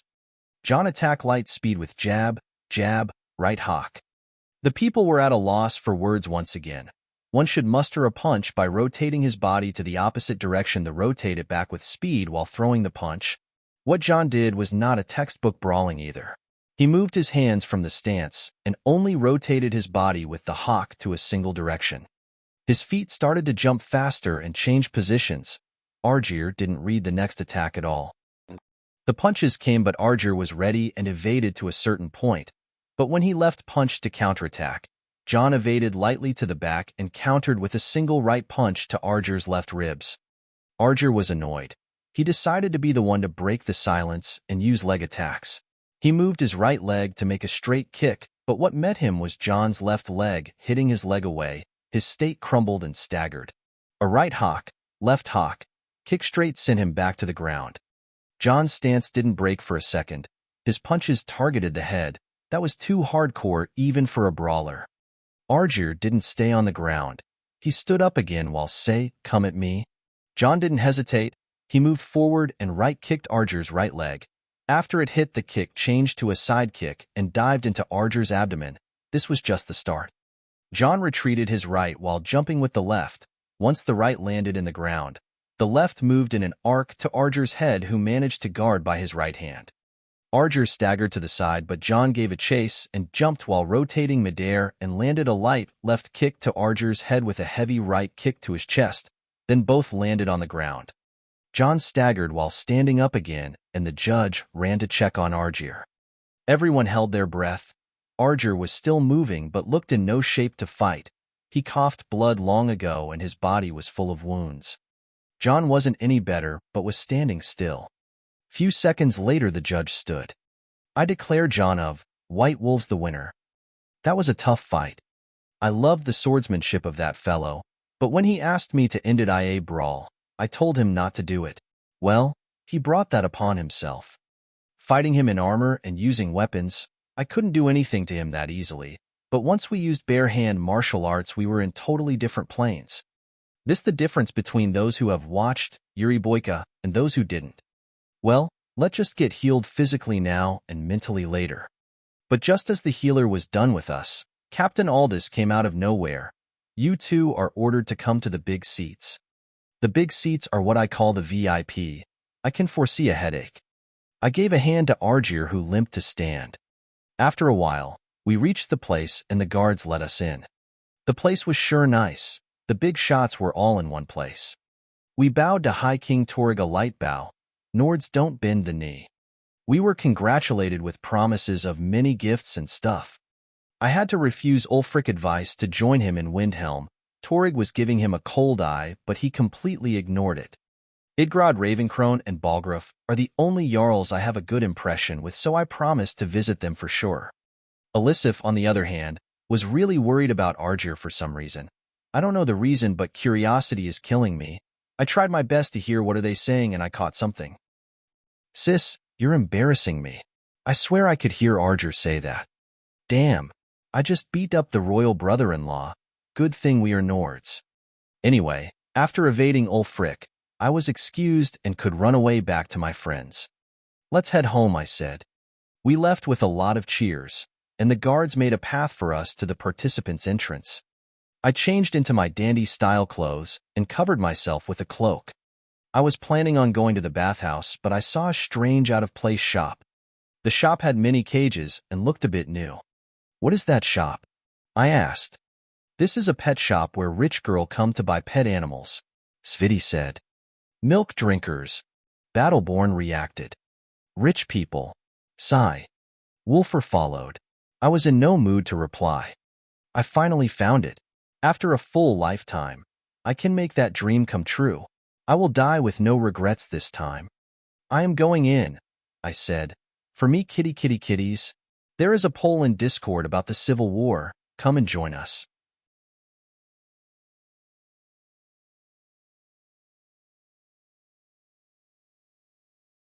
Chapter 24, Skyfire Pet Shop. Many thanks for at MO5. Essay.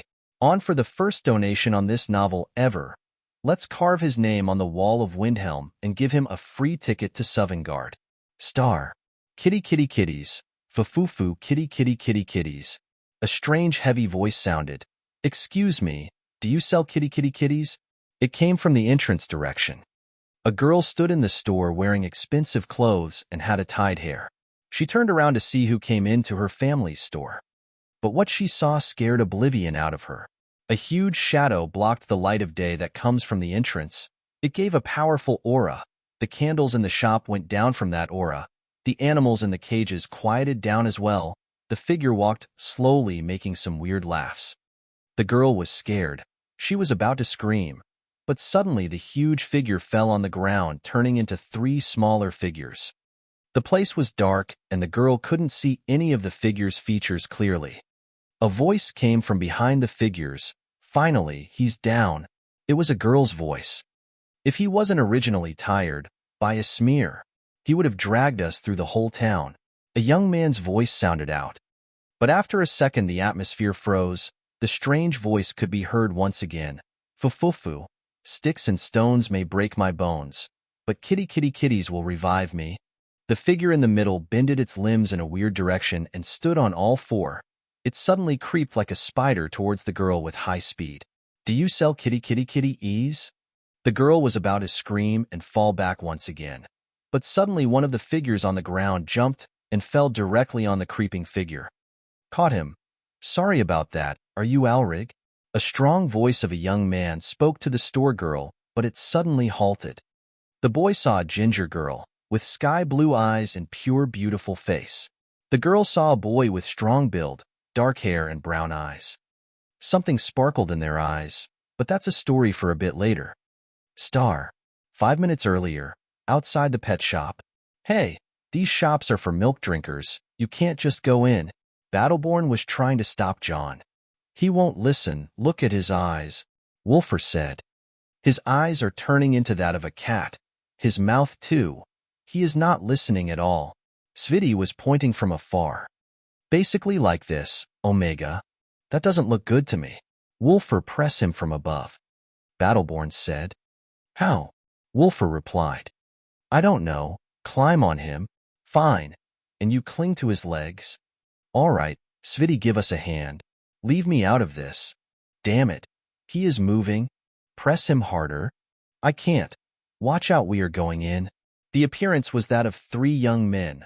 One was walking and the other 2 were restraining him, one clinging on his shoulders and the other from his legs. There was a girl too, but she didn't get involved. Finally, they entered a shop. Star. Back to the present. I am all right, very all right. The girl was speaking without concentration while looking at the boy. Give me kitty kit. John was about to rise again, but Wulfr punched him back to oblivion without breaking eye contact with the girl. It seemed like even John can't break the pink atmosphere that was forming right now. Hey, is John all right? Sviti asked Wulfr while giving a hand to Battleborn on the ground. He is very all right. Wulfr replied in a soft voice and a slow manner. For some reason, Sviti and Battleborn felt shivers. Even John stopped resisting. Wolfer, what happened to John? Battleborn asked. I punched him, Wolfer said. What? Is he all right? Sviti asked and came beside Wolfer, who was still on John. Wolfer was looking at a girl, and the girl was looking back at him. Sviti waved her palm between them, and they suddenly reacted. The girl looked away and blushed red. Wolfer looked left and right with a pale face. Then he finally looked down. Oi, John, what happened to this guy? Wolfer shook him. Answer me. Battleborn and Sviti looked at each other, and their faces turned serious. This was a scary moment in the history of Wolfer. Damn it. My head feels very heavy. I remember that feeling. Once I played a prank on Isolde, but I mistook her, and it was a different girl. After that, someone punched me. I got familiar with Wolfer and Sviti after that day. This punch is just identical. Was it Wolfer again? I'll have his ass this time. I could open my eyes finally. It's a bit dark, but I see light. What is that? I sat, but the place around me was strange. I was sleeping on fur, but I was in a cage. Yes, a cage. Wait, what's going on here? I was heading home after the fight and something about cats happened. My memory is not really clear. Hey, anyone here? I called. Ah, you finally awake. Battleborn voice came from somewhere. He awoke? Can we get him out now? A girl spoke, but I didn't recognize her voice. Just leave him until we confirm his sanity, Sviti said. For figures came front of the cage. Seriously, you knock out your old daddy and put me in a cage. I could understand what happened now. We can't afford you to go berserk again, Battleborn replied. Just to make sure. Did your head cool down? Get me out or else. I was in a grumpy mood. Battleborn just touched the door and it opened. So it wasn't locked? How embarrassing. I got out of the cage and looked around. This is a store I kinda remember. Sorry for just now. I looked to the girl who looked like the clerk. Mental fatigue must have accumulated after the match and I berserked out. Your friends have told me. Congratulations for the win. The girl talked in a shy manner. She was a beautiful girl with light ginger hair and blue eyes, kinda similar to me, but she has her charm. I am John. Sorry for the trouble, I said. I am Jorna. Welcome to Skyfire Pet Store. The girl called Jorna said. Oh, pet store, right? Cats, kitties. My memories came back all of a sudden. Don't even think about it. Sviti warned me. She actually was scary. Jorna was hiding behind her. My bad. Sorry, do you have cats? I asked, holding myself to the limit. The girl looked at me and smiled wryly. This store is more focused on exotic and expensive animals, especially those which has magical properties and those which can fight and hunt. Oh, so that kind of store existed. This is really like some MMOs. Why didn't a game feature like that come to the world? Was it a mod? Let's think of that later. Magical properties. Does Nords even like that? I felt it strange. They crave for it. We don't really say they are magical put if it's from nature. Then Nords won't think of it as anything strange, the girl said. But you just said that to a Nord, I said. And not just any Nord, Jorna said. It's John Dare, the one who defeated the mages in their own game. Oh, you know about that? Of course I was famous. Yes, I was there that day. Most of the girls want to see the match of Argir Swift-Hilt, and I was lucky I was there that day, she said. Anyway, may I interest you in one of our creatures? Jorna said. Wow, just like Isolde. This girl has a merchant face too. What kind of animals do you sell? I asked. Anything that can be trained. My clan trained most of these animals, so they are friendly and all. I also have some recommendations for you and you warrior friends here, she said. You clan? I asked. Half of us are tamer. Weird hobby for Nords, eh? But we were brought up many of these beautiful creatures. She said, I normally manage the store, but my ma goes back to the clan for the other ones. The big ones that can't be sold in a city, you see? Why is this world turning too mystical all of a sudden? So what do you normally sell? I asked. You finally asked, follow me, she said while turning around, but when she faced Wolfer she clearly blushed. The hell? I looked at Sviti. She shrugged and was unusually silent. Let's ask later. Following the girl, we arrived at some small cages. This a dragon frog. Cute, isn't it? Mages buy dozens of these beauties. She pointed at something. That thing was a frog, a big one, but it had 2 wings and it looked like it can use them. It also had scales like that of a lizard. I have seen these things in books. This creature also made an appearance in the Elder Scrolls Online. I think it's weird, but they really sell it. Why do mages like these? I asked. They are clean, airborne, and magical. They can evolve into a magical creature once they adapt to a certain element. She said. What else is there? I asked. There are canines like the Alakar Dune Hounds and Bravil Retrievers, which are preferred by hunters, she said, pointing at a cage. There are also the bear dogs. She pointed at a cage. There are also Mortal Mastiff, a true fearless beast. I like that one. Skyrim Wolfhounds. Oh, the ones from the game. There are also wolves and bears cubs, but we don't display them here. You can order them, though. Bears? Sign me up. There are also Goers. We import them from Morrowind. Some like to pick them as mounts, but their prices are a bit high in Skyrim. Oh, I know that one. They are bipedal reptilians from Morrowind and Black Marsh. They are the replacement for horses there. I also see them as some sort of dinosaurs. Narina used to raise one when she was young. There are also foxes right over here, many kinds from Skyrim, Hammerfell, and elsewhere. They are my favorite. Also, there are mounts in our outer store, horses and ponies, goers and also goats, elks and rams that can be mounted. I think we had a war boar once, but decried like a baby and took it to himself, she said. What an interesting father. Finally on our tour, and the thing that might interest you the most are the felines. She finally said it. Finally, I couldn't help but let it out. Time for his kitten heaven, Battleborn laughed. Let's call it Kitten Guard, Wolfer said. He actually cracked a funny joke. People laughed at it too. Something changed about that guy. Seeing the felines as only cats is belittling the might of one of the scariest breeds ever lived. Cats, by the way, are favored by Dibella, the goddess of love. There also is a breed of cats which is considered very cute, is also the favorite pet in the old magic guild. Even the college now has 10 of them around. Jorna said. Everyone made a serious face when she made a speech. Wait a minute. You were speaking about the mage sentry cats, right? They are in the college? I asked. More than the mages themselves, she said. They tend to cling to people with purer magicka, and also no one can escape their senses, she said. So if you are going to the college, then just buy something more expensive. Ehem, suitable. I heard that. There are a wide variety of cats and dragon frogs, but most can only be found in the college due to evolutions based on magic, she said. We, on the other hand, can sell you lynxes which are more honest than cats if they were raised well. The clan also imported half-Sunche breeds, she said. Seriously, say that earlier. As you may know, Senches are sort Khajiits that comes from elsewhere, unlike their bipedal brothers and sisters, and they may breed with felines like tigers and lions, giving us many variants like Sench lions, Sench tigers, Sench leopards, and Sench panthers. But the best choice in my opinion are the sabercats. They are faster and can adapt to Skyrim better. She came to a halt when she reached an office. We also stopped after her. So, dear customers, have you made your mind? Jorna said while making a merchant smile. I am gratified from the amount of the stuff you guys sell. I couldn't help but say. What are you talking about? This is a small just pet shop.